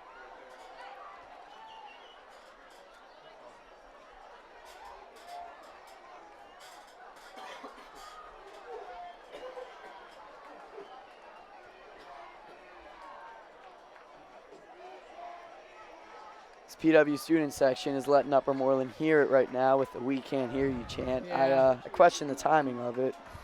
Yeah, I don't think it's the best time to do that, especially with the player down. But, high school kids will be high school kids. Yes, they're really living up to the name, PW Hooligans. Oh, yeah. I mean, as you noticed, the Upper Moreland student section really hardly even present tonight. I mean, Colonial, we travel with numbers, and last week at Wissahickon, I almost thought it was a home game for PW. There's so many fans in that student section. Like I said earlier, I was there last year when PW traveled to Upper Moreland. I don't think we had much more than they did. I think we had maybe about a fifth of what they got going on over there. And that was in the midst of a 1-win season. And these guys are 3-1 right now. Yeah. Oh, and he is still down over there. That that's is not a unfortunate. good sign. I'm thinking it might be something like a hamstring maybe, or, I mean, it's very unfortunate. That's a part of the game that, it's unfortunate, but it's still a part of it. And you hope that he's able to walk off on his own power, and it won't be anything that will affect him too much. I don't see any sort of cart or anything trying to help him. He's able to get up, and he's hobbling a little bit with help of his teammate. Good to see he's at least able to get up and starting to walk a little bit on that leg.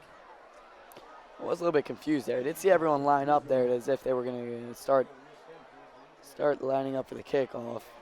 Down player. Did they maybe just not realize, or I guess not. thought he was fine? Or? He's down at another side of the field, and I guess the Colonials aren't really too cognizant of that, but it's good. He's walking on his own power, definitely a little bit of a hobble, and we hope that he's all right.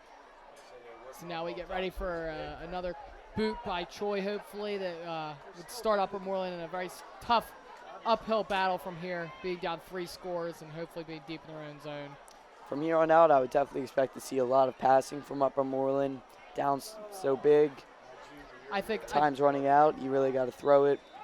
I think they need a quick drive here that doesn't take much time off the clock, and to just get the Colonial defense off and just try to gain some sort of momentum here. I mean, this is the point of the game where you really could start to lose it morally. And a fantastic kick by Choi, but it's whistle dead. We'll see what the whistle is here. I think we have an offside here. So I will push the kick back a little bit. I'll say this much. I do expect to see some more of TJ Troxel this possession. I feel like he was coming into the game. He was 9th in the SOL in receiving yards, and I really haven't said his name too much today.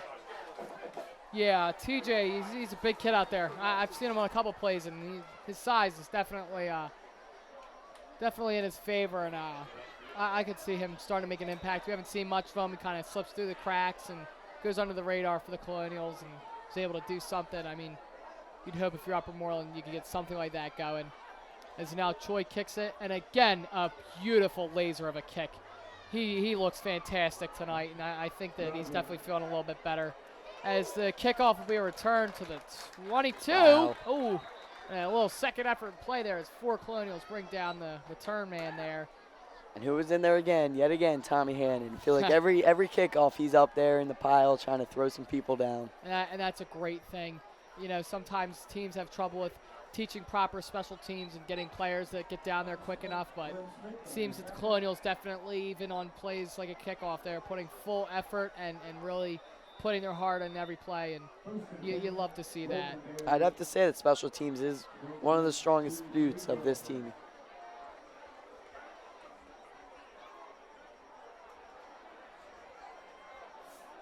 All right.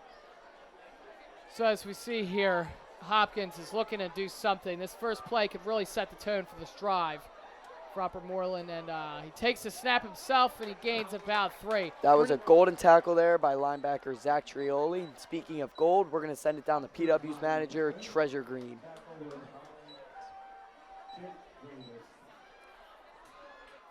What's it like being a manager of the PW Colonials? Okay. And then you'll just answer. I thought we were on. I was on like this.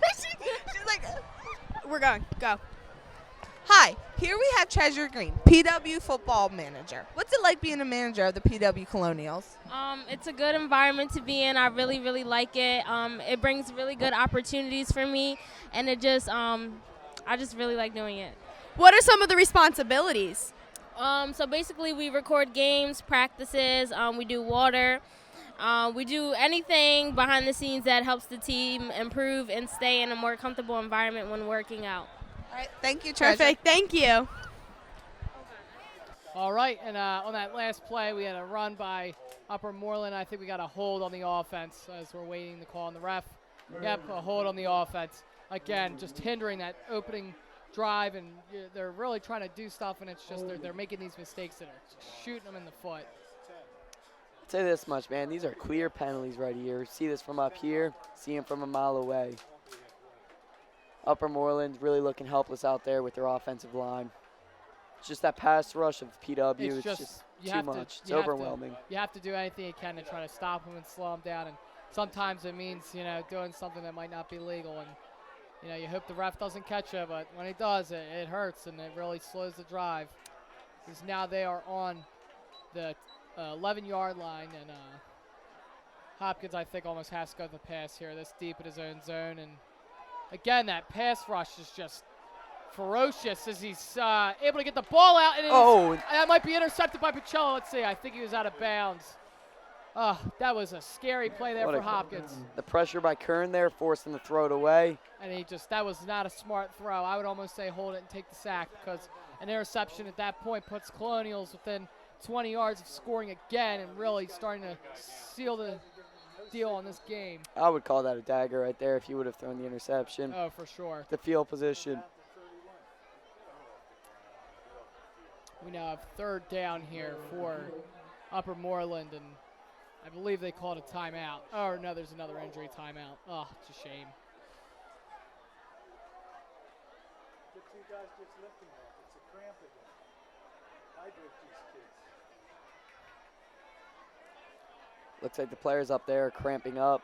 Yeah, I mean, it's hard. I remember being on the road team sometimes. It's when you're home, you're able to stay and you have like a team dinner and you're able to hydrate a little bit better, stretch it out. You have a little more time to warm up, get loose, and coming to the away team, you're sitting on a bus for a little bit of time, and it's all little things like that. They mess with your routine. They mess with how you're able to get ready and get best suited for the game, and sometimes it really does not help. And I feel like going off of your said, looking ahead a little bit.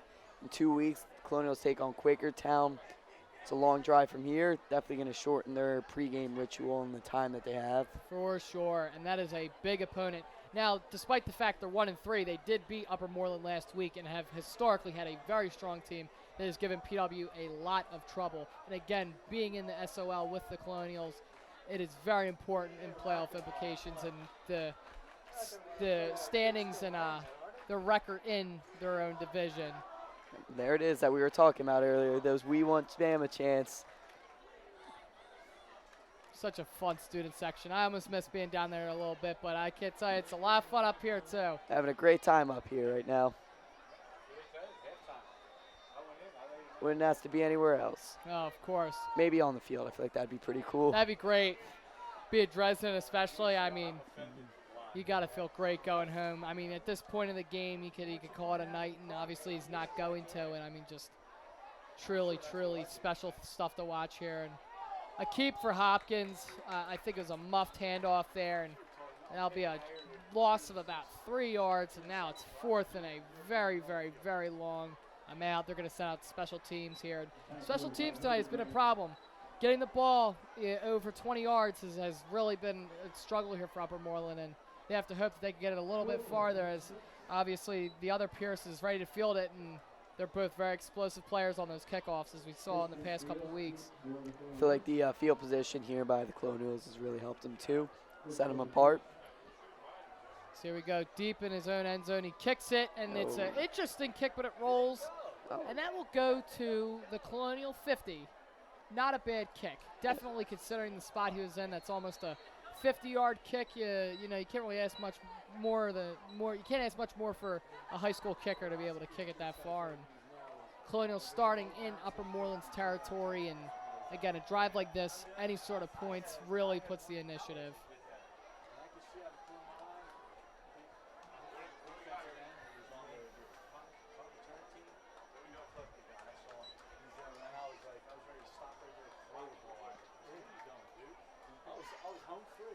Colonial offense getting ready here. Starting at midfield.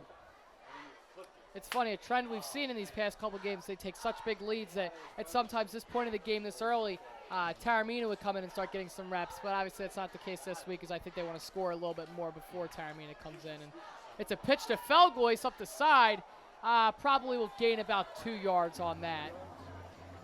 See, this much Taormina, I remember in that Norristown game, Taormina came in the second quarter. He got out so big, it was more than 40 points before even halftime started. I mean, it's great because when you're a young quarterback like that and you have a senior quarterback, you want to get him as ready as you can and put him in as many real game situations before next year to get him ready. And, you know, hopefully Larry's been able to mold him towards his style. And who knows, maybe we'll have Larry McLaughlin Jr. next year in the pocket. Well, we almost had Larry McLaughlin Jr. as I remember Chris was the backup last year. And we have a deep pass here by McLaughlin, and it's just a little bit behind Pierce. That much. That was a great opportunity for a deep shot. Upper Moreland was not expecting it. I wasn't expecting it. Really hitting him off guard. That was a great play call there. Just would have liked to see a little bit of better execution. I like it. It's aggressive, and that really puts the initiative on Upper Moreland. I think the problem was part of the throw with McLaughlin. He didn't quite get the release he wanted on it, and it didn't quite get a tight enough spiral to directly reach Pierce, and he had to kind of turn around, and it was a little too much too late, and he kind of overran his route. So now Coach Chang is making a signal. I think he's calling a timeout. This is smart. I like this timeout. I think that Colonials can drive a good play, get this first down here on a not easy third down. Here, right? I mean, I would say it's close to 4-down territory. You know, I mean, I feel like up 21, you know, you really might not want to start risking it, especially the way your defense been playing. Even when last time you had Upper Moreland pinned back, they didn't do anything with it. They needed a rugby-style kick to save them, save the field position. I'm almost tempted to say you'd pull a Doug Peterson here and go for it on 4th in this type of position.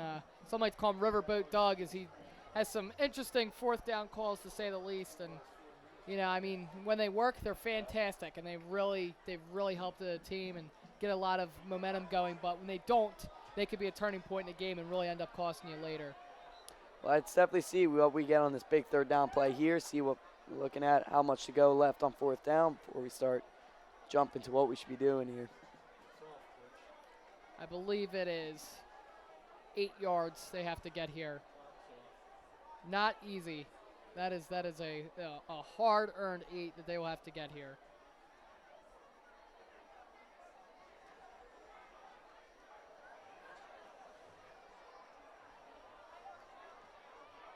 They have 12 on the field, I think. Possibly. And we have a snap off to Pacello.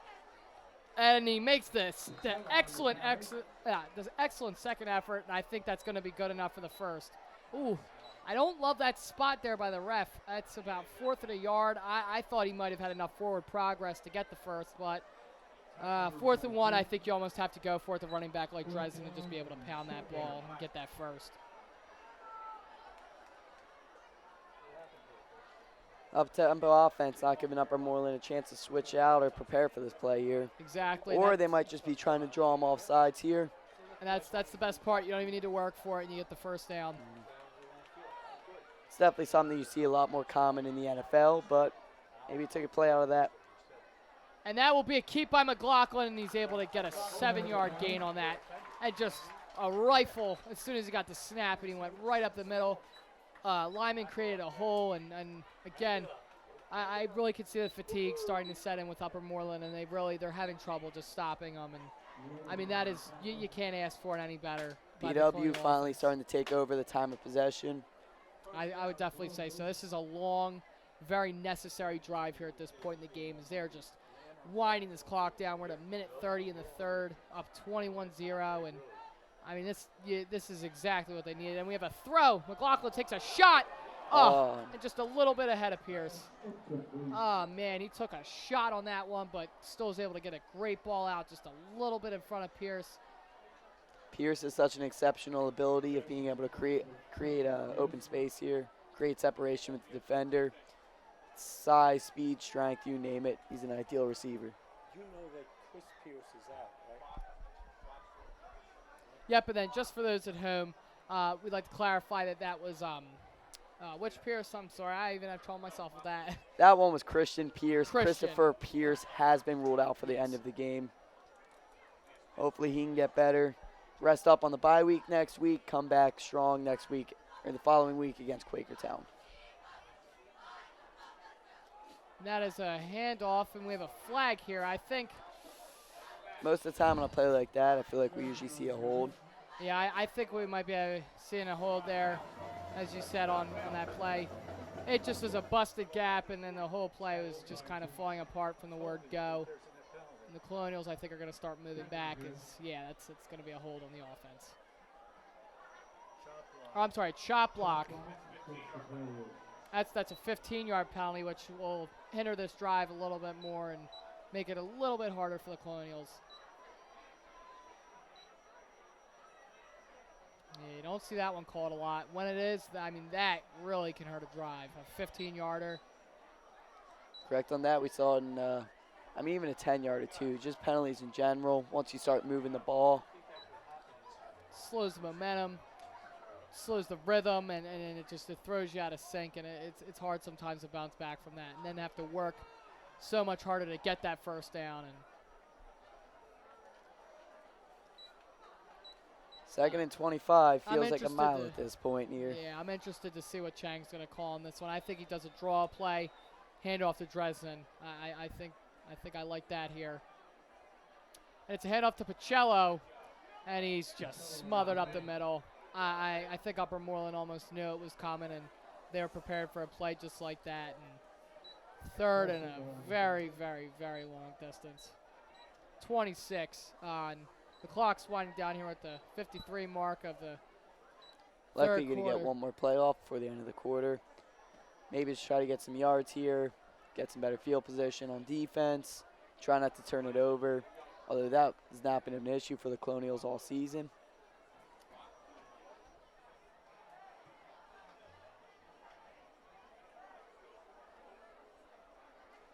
And it's a snap by McLaughlin. He throws it deep. Oh, and just through Pierce's hands.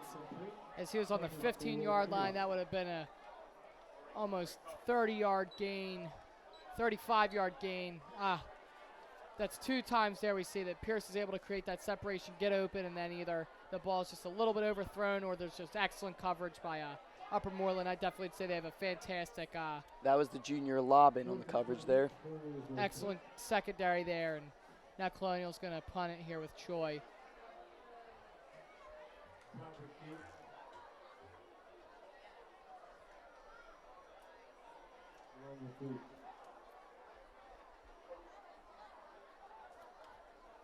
And the pump by Choi, pretty good one. It'll bounce, roll to about the 10-yard line.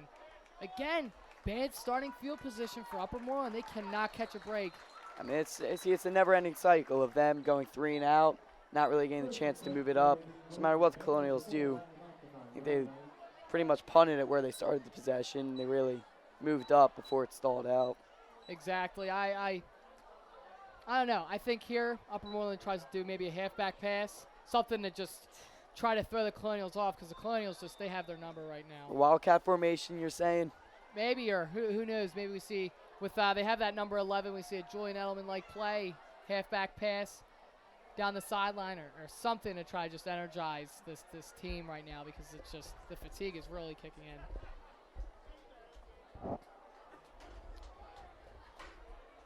I'm thinking we're going to see a pass play here by Hopkins, his emotions, and I think that's going to be a delay game on the offense. Again, another costly penalty that just you do not want to see as an Upper Moreland coach, as that now puts them even closer to their own end zone.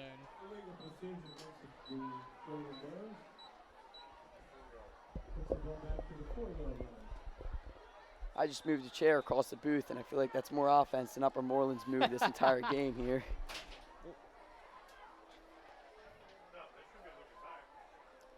Yeah, I mean, it's it's been a hard night for them, and definitely a lot of stuff they'll want to review next week. And you know, it's hard as a coach and as a player when you come out to these big games that mean so much, and you're just having so much trouble. And he's stuffed in the end zone. Christopher Pierce gets the first to the runner there, stops him at the 1-yard line. Almost a safety there, and I mean, talk about a dagger, a safety. I mean, those just, they kill you. Having a punt out of your own end zone, it's a hard knock life after those safeties. And every play you run is inside your own 5-yard line, though. It becomes a legitimate threat and concern. Everybody's holding up the fours now as we're going into the fourth quarter. Colonials up 21-0, and again, I mean, this has been the Colonials game, and this is how it's been the past couple weeks. The Colonials take it early, and they don't take their foot off the gas.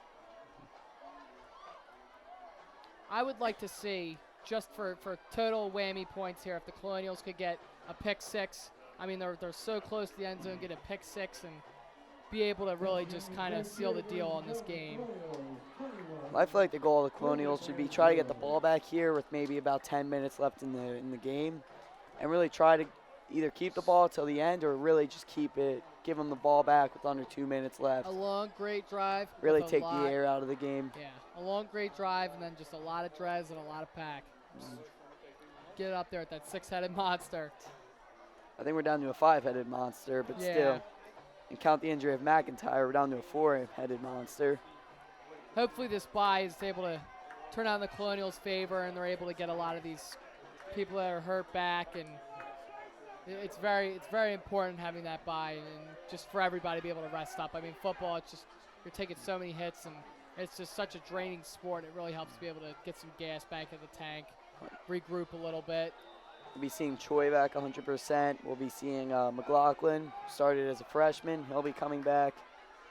And again, deep in their own zone now. Upper Moreland should keep it pretty conservative here, or it could result in a very bad play here. They've decided to throw it out of their own end zone. And Hopkins scrambles, but it looks like he can just narrowly escape the end zone before being brought down by Jake Davis. Scary, scary plays here for the Upper Moreland Bears. Again, back-to-back plays are almost safeties, and that is just, oh, God.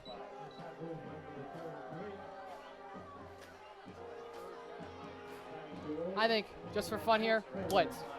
Yeah. You going for the safety? I like a safety. I do. I think Chang owns the Colonials defense in his own fantasy league. Maybe he's trying to get 2 points. Get some points. As we hear with the marching band, they're playing Thriller. I think we'd like to see a Thriller here.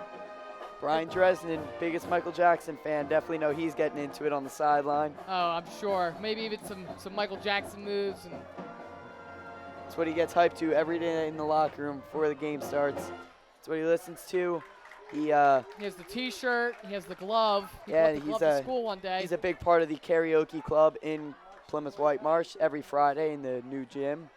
I saw it a couple times. I mean, I can't tell what he's better at, football or karaoke. I mean, He has energy that I've never seen before, and he's a phenomenal Michael Jackson impressionist. Rumor on the street is that there's going to be a great karaoke performance next Friday by Drez. He's afraid to use up his energy on most weeks, but since it's the bye week, Oh, I I think could see it. I could see an all-out performance there by Drez. I could even see maybe pyrotechnics, just lights, flashing, smoke. I Maybe feel a like I'd like to hologram see of that as an MJ. entrance out here on Plymouth Whitemarsh. I would love that. Maybe even for Halloween, get a couple pumpkins out there. It's fun stuff, and there's no better time of the year for it, and it's exciting. I mean, homecoming week coming up, it's always fun to see so much of the student body here and to see the float and the dancing and the singing. And, I'll tell you this much. Halftime, I went out, and I didn't realize how filled up that student section was. It is huge, and hearing even a couple of them yell at us is awesome. And Top to bottom. yep, and that's another short play there for Upper Moreland as it brings them to 4th down, and they're going to have to punt yet again. And yet again, you're going to have to rely on your kicker to really bail you out here because this could put the Colonials in a deadly spot to drive. If I was Upper Moreland, I'd go for this. Try to throw them off. I'm aware that it's 4th and 15, but seriously, at this point, What do you have to lose? I mean, you got to do something, anything to get you in the positive column and get you some sort of emotional victory here, moral victory rather. I agree with you that. Maybe get a nice possession here, or just a nice play right here. Now we have Sweet Caroline and a decent kick for about, and a fumble by Pierce. That could have been bad. And he takes it up the side to the 20, to the 10, 5, and he's not able to be brought and it's a down. touchdown. And a kick return touchdown by Pierce. Christopher Pierce marches into the end zone for a Colonial touchdown. Phenomenal, and the exact last thing you want to have happen if you're Upper Moreland. Hold up, is that a flag I see up there? Let's see, that might be a block in the back for the Colonials. I guess we'll see. I mean, if this stands, this is just, Sweet Caroline playing in the background.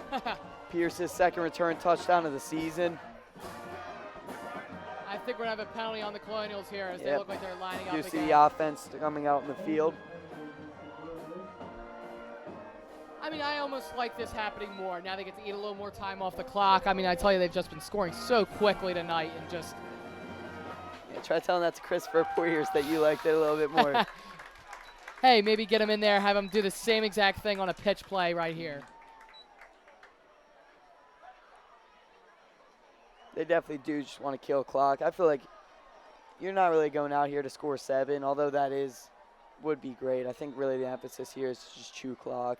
I think chew clock and then build up Choi's confidence a little bit, give him a nice little field goal here. I doubt we'd be seeing much of Christopher Pierce in the pass game right now in this possession. Yeah, I would say so. I mean, it's just, it would be costly, and then you have the risk of throwing an interception, and again, you wouldn't be taking as much time off as you'd like, and so you want to do plays that are just going to keep that clock running and move the ball.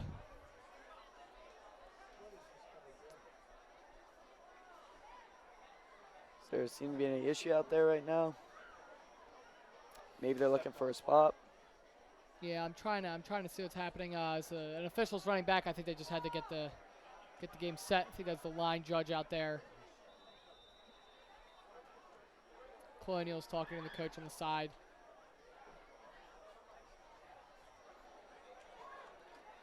Yeah, they're doing some sort of symbol here. I think this might be a nice little play here. I don't know.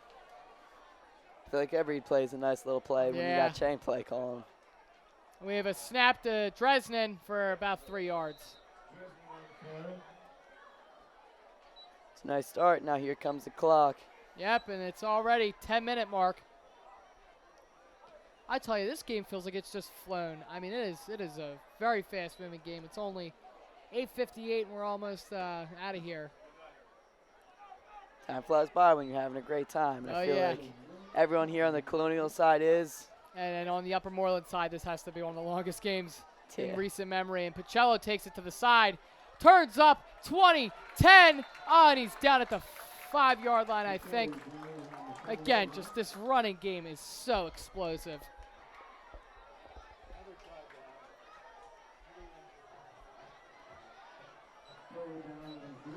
And there's another player down as they're just starting to pile up here for Upper Moreland. Yeah, I feel like we're almost at the point in the game where it really just starts to get out of reach, and you're just hoping that no one can get hurt. It's a real shame to see that go down right now. Exactly.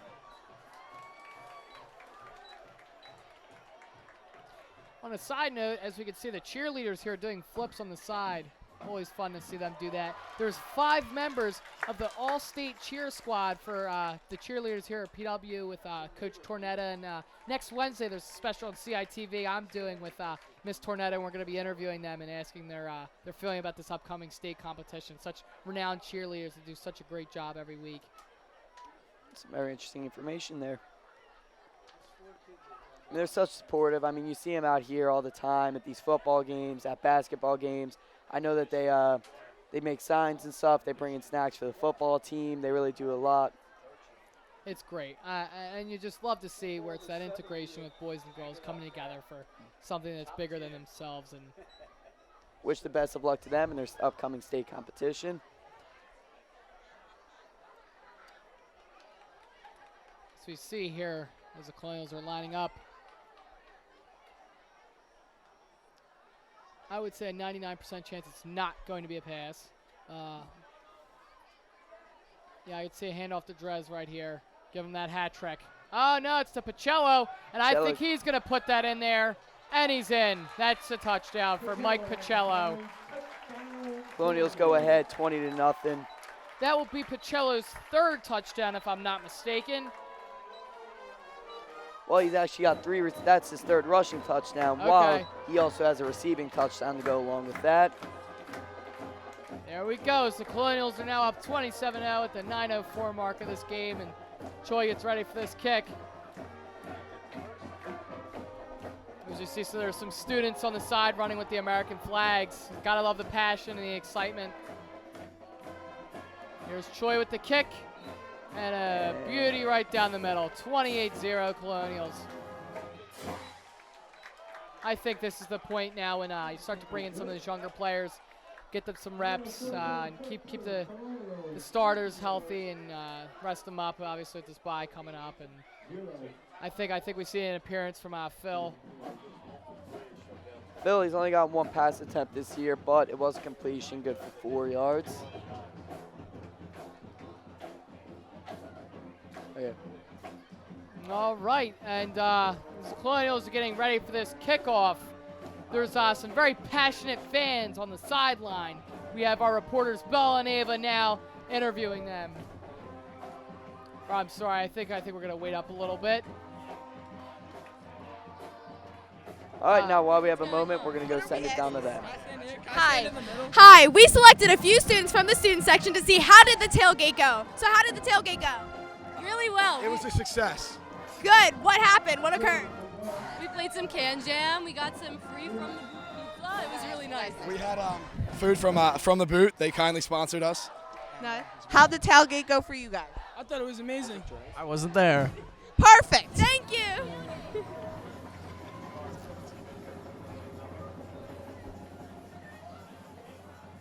All right, and here is we have another boot by Choi. I mean, he's kicking it like a professional at this point, and the Colonials quickly are able to stop Upper Moreland at their 15-yard line. Thanks a lot to Bella and Ava over there on the sideline. They're doing a great job tonight, and actually this is their first time doing it just like us, and they're really doing a great job. I hope they can return with us for homecoming week with that big game for Cheltenham.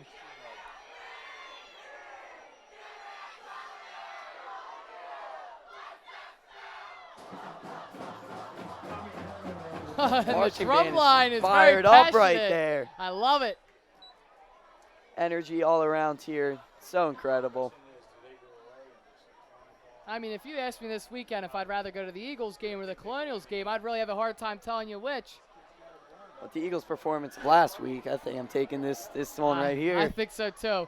And as we see, a common issue is with both is the injuries definitely playing a factor.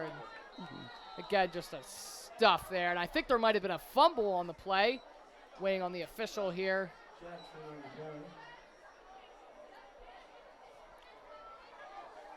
And I believe that the Upper Moreland Bears will keep the ball here.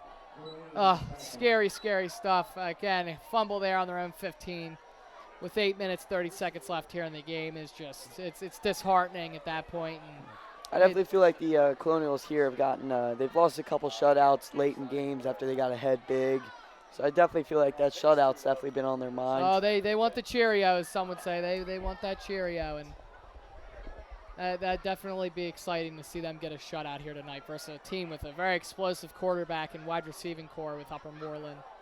Be able to put 31 up against Quakertown last week, and ball is thrown to the ground. Got a flag. We have a flag. Let's see who that's on. We have a holding on the offense, and again, another costly penalty here for Upper Moreland. Definitely going to be some stuff they work on this week when they're watching film, and I think they might do some push-ups and not fun drills with the coach, and it's going to be a long bus ride home. I mean, they're just adding insult to injury at this point, really. Just salt in the wound.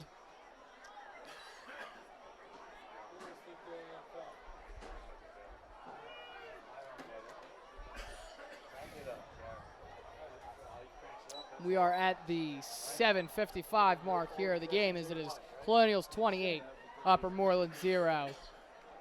Say this much. I mean, one of the most interesting parts here is that Upper Moreland was averaging 154 pass yards per game coming into today's contest. And it's just non-existent. As we have another play, a handoff to 11, as we saw earlier in the game. And it's for about a 5-yard pickup. Jahir Johnson, he's got nothing going in the air, so I guess they decided to just get the ball in his hands one way or another.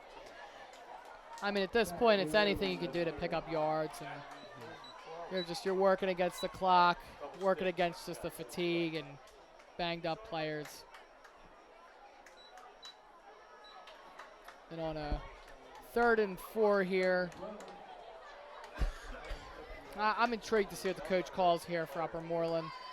I think we might see a pass, see him try to utilize some of that explosive passing game. Nice pass to the outside, but it's just nobody's there. And that'll bring up 4th, and the kicking team comes out again. Say this much. At this point for Upper Moreland, you just really want to do something good here in this last possession on defense. Do something you can build off. Maybe stop or contain Drez for the first time all night. Anything positive you can take with that bus ride home with you, and just something to build on. I mean, this will then most likely put them at 3-2. And it's a hard road getting into that playoff with a 3-2 record. Considering they started off 3-1, losing 2 straight would be very unfortunate for them. And for Colonials, 5-0. I can't remember the last time they were 5-0. And this is very, very important on that road to that playoff. I checked today; they're 92 in the state right now. And I mean, it's exciting stuff, and I definitely think they'll continue to climb up that ladder and hopefully break 50 within the next couple weeks. Upper Moreland coming into today's contest was 252nd in the state. That's definitely going down after tonight. Yeah. They're coming out of Upper Moreland is a Division PA Class 4A, so coming against a much bigger school in PW, which is a 6A, there definitely is a struggle for them there. It also explains why their student section is practically empty right about now. Yeah, I think they're just trying to get home. I mean, after a game like this, you might just want to go home, forget that you even attended it. Maybe ask your mom for that $2 back. And McLaughlin throwing it here in a deep pass play to Pierce. Oh. It's tipped by the corner again. You know what? I will say, the silver lining that Upper Moreland could take was their pass coverage tonight has been phenomenal. Pierce has been able to get open, and they've just been able to break up some really huge passing plays that could have been very big for the Colonials, and their corners are really working their tails off. I would say that their secondary has played good, probably the best part of that, but I don't think there was great. I mean, there was a couple plays. They left Pierce wide open. It was just slight overthrows that got him, bailed him out. I mean, for sure, the defensive line is going to have to adapt within the next couple weeks and work on these issues with stopping the run game, as Dresden clearly was able to expose some of their problems. Speaking of the man here, played a Pacello. He faked out myself. So there's a fake handoff to Dresden, and then it was given to Pacello for what I believe will be a first down for the Colonials. Pacello has been getting a lot of touches recently here in the second half. I think that might have just been saving Drez. Yeah, save his legs up a little bit. First and 10 here for the Colonials on the 34-yard line. And it's another pitch to Pacello. And he gets up to the side, and look at it. He's just so explosive to the 20, to the 16-yard line. And again, just unable to stop that run game. We're at the 6:10 mark in the fourth quarter as it is 28-0 Colonials. Fantastic game start to finish for the Colonials. I really don't have too many complaints. I mean, I feel like the kicking game is going to be something to watch going in the next week. I mean, the mixed extra point that got saved by the encroachment penalty.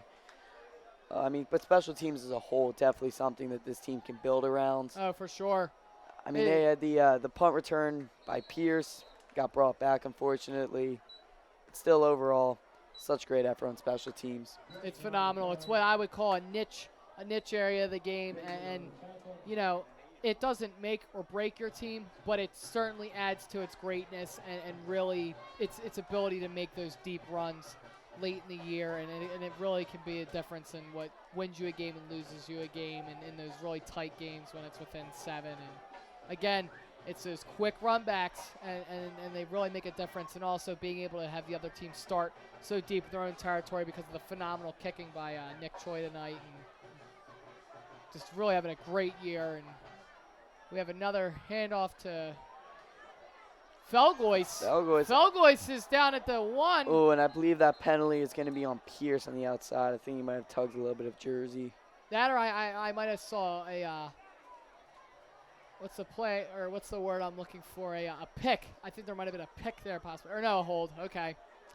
And again, that'll hamper this drive, but sometimes it's just hard for the receivers to run block. Really, don't know what you're doing out there. Just trying to do anything to get your guy a hole and get him home to that end zone. That would have been Felgois's, if he would have gotten in the end zone, it would have been his first touchdown of the year.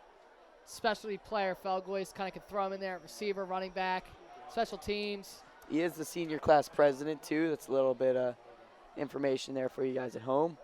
But definitely, I feel like he hasn't been getting much touches here in early parts of games. He's more of coming along with those guys in the fourth quarter that come in when they're up big. But he's actually been getting touches throughout the whole game. I'm kind of surprised here. And defensively, seeing a couple more snaps. And we have a keep from McLaughlin, and that will be a 4-yard gain. It's pulled down right away there. Yep, and I mean, again, just running that clock down. Now we're at the 4:50 mark here in the fourth, and looking at third down in about 9, I would say. You see them run this up-tempo offense here, so it's good to see them be able to sit on it, catch a breath. I think a great thing here is that the Colonials in this entire game, their energy has not wavered at all. They have just been full throttle the entire game. There's been no fatigue at all. They're completely energized. It's great because when you have those games that go in overtime, sometimes you need that second wind, and they show no signs of any tiring, which is great on their part with coaching and stamina. And Pacello takes it up to about the 11-yard line. I think it will still be fourth down and fourth and short. Obviously, almost have to go for it here. I feel like these Pacello touches, they would usually be Brian McIntyre, who's unfortunately out with a hand injury. Yeah, I like what they're doing here. Like I said earlier, if you don't get a touchdown, maybe get a Nicholas Choi field goal here, and that's what it looks like they're going to do. This is a big confidence builder for Choi if he can make this coming off this injury, and he seems that he's looking fine tonight. We're looking at about a 30-yarder right here. The hold was a little questionable, and I think that will be no good. The hold was just, it was a little quick, and it didn't get down as fast as McLaughlin would have liked it, and I don't think that Choi got the part of the ball he really wanted to hit. But regardless, it was still nice to see the Colonials move the ball, chew a lot of clock, and bring us to the 3:30 mark here in the fourth. That's what we were talking about. We've been talking about for this whole time, and here's Upper Moreland's last chance to just do some good. I mean, give Hopkins, he's only a sophomore, just let him get as much experience as he really can. I'm almost tempted to say, I mean, I know he's young, but maybe his backup, put him in there, get him some reps. I mean, anything he can get out of this game, it's a positive. And I think they did put his backup in number 6 with the sleeves. I like it. That is Hogan. He's a sophomore. Okay, so they go to class together maybe.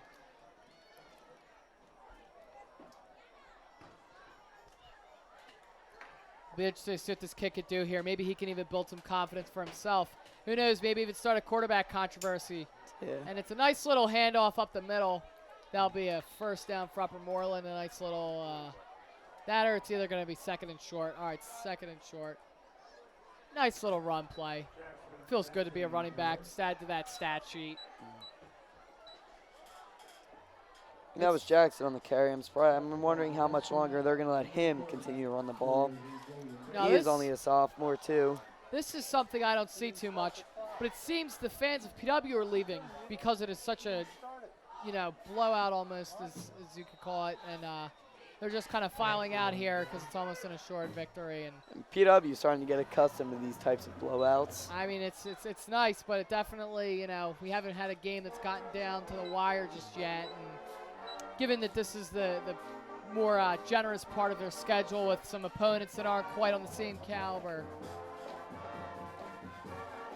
We have a pass there by the quarterback, Hogan, and a nice little first down there. We now have Bell on the side with Ava doing a little interview. Let's shoot it down there. Oh, it looks like he doesn't want to do it. Maybe he's a little camera shy. He's got his little football. Maybe we'll recruit him in a couple years to come to PW.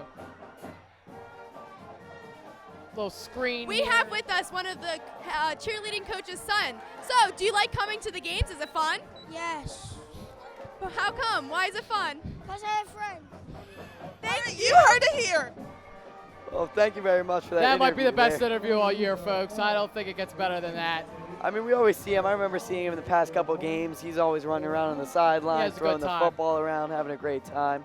It's what you like to see for the young ones out here. Speaking of the young ones in the future, you see a lot of the CMS football players out here. Wearing their jerseys. Next generation of talent here. We can only hope so we can keep announcing games that are like this. Get them on some national television. There we go. And we're now at the 150 mark here. The fourth is now, the clock just kind of has to do its thing. And up we have Anthony Petrilli sprinting. You got to love that extra effort so that they don't call the 12th man on the field. I mean, that was, you know what, you can't coach moments like that. And that's just a player that really, they take this game seriously. And you got to love it. And there's a flag there. We talk about all the interesting characters here on this football team. I think Petrilli's up there. Oh, I think so for sure. I mean, the kid he's mysterious, and he's got many different traits that set him apart from the rest of the crew, and very funny. He's got such a great dedication to the game of football, too. His former nickname in the middle school is Rhino. Coach Swatowski used to call him Rhino, and I remember one time we were doing special teams, and he was lined up blocking me, and I was trying to keep him from getting to the guy that was catching the ball, and he plowed me, and that didn't feel very good, being a 7th grader getting hit like that. We have a big penalty on the Upper Moreland Bears, and it's unfortunate because, they finally were starting to move the ball, find the rhythm with Hogan under the helm, and again, it's just another costly penalty that just is really doing it to him. Coming up on a minute left in the game, we are seeing a lot of the younger guys coming into the game. See sophomore Joey Troilo coming out on the field. It's good to see him. Oh, and what a big hit right there. Big hit by Alex Bell. Or I'm sorry, is that? Tommy Hannon. Tommy Hannon. Yes, another big hit by Tommy Hannon on the quarterback. Anytime it's a hard hit, you can just assume that it was yeah. Tommy Hannon. He said to Hogan, hey, welcome to the game. Bang. As the clock now is at the 40-second mark. Maybe we'll see 1 or 2 more plays here out of the Bears before we can finally call it official. I had fun tonight. This was a fun game, and if this is any indication of how these further matchups versus these big opponents will be, then the future is very bright for this Colonial team. Saw something here. I think it was the SOL League website. Oh, and there's a big nice gainer. little pass play. Get him to the 45. I'm sorry, the 35. Reception by Broderick. Anyway, I saw in the prediction, the final score prediction was something around 35-14, I believe, for the Colonials.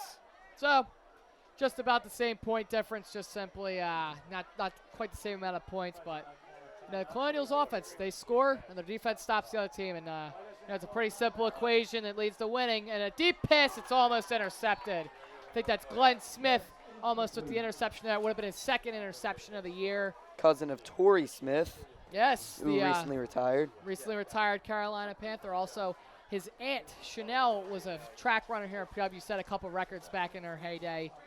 How she met Tori actually at Maryland through track. And yeah, so we have 6 seconds left. Almost with a nice little pick play there to add to Glenn's stat sheet.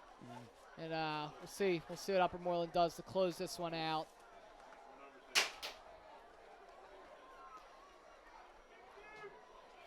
There's another whole family of athletes. I feel like that's a common thread tonight. Cousin Jenna just graduated, is running track at LaSalle. And the touchdown the for Upper Moreland. Oh, man, they wanted that shutout, and at the last second they lost it. I think that might really get the Colonials angry, the fact that they were that close to getting a shutout, and then they give up the touchdown. Say this much, I mean, they might be leaving on a little bit of a negative note just because that last play, but there's no reason to leave on any sort of negative note. Fantastic night all around. Every side of the ball was just fantastic.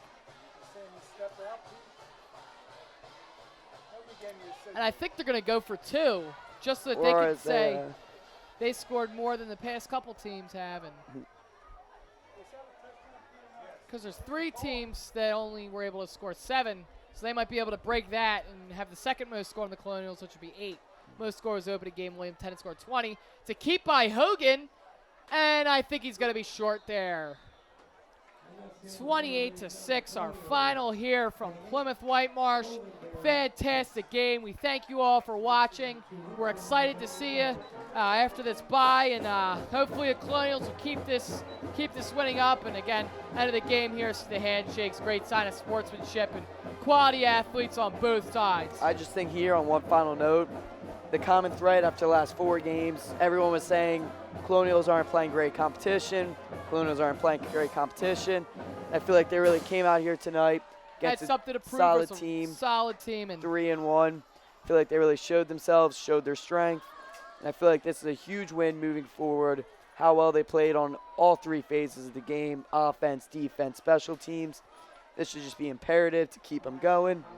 Hopefully they can move on for this. You got any final thoughts? I just got to say, this team I think is something special, and I very much look forward to seeing what they do in that big game, homecoming week versus Cheltenham. Obviously, we'll have a big crowd here for that one. Got Quakertown coming up in 2 weeks, Cheltenham at 3. Quakertown away game, and again, this is the part of their schedule when they're going to be tested, and they are going to play some very hard teams, and it will have even bigger implications than this game did on that playoff. And again, hoping they win it. Just another foot closer to getting that playoff spot, maybe even hosting a home game for the first time in what's been almost 15, 20 years. That's all, folks. Thank you very much. Take care, and we will see you next time.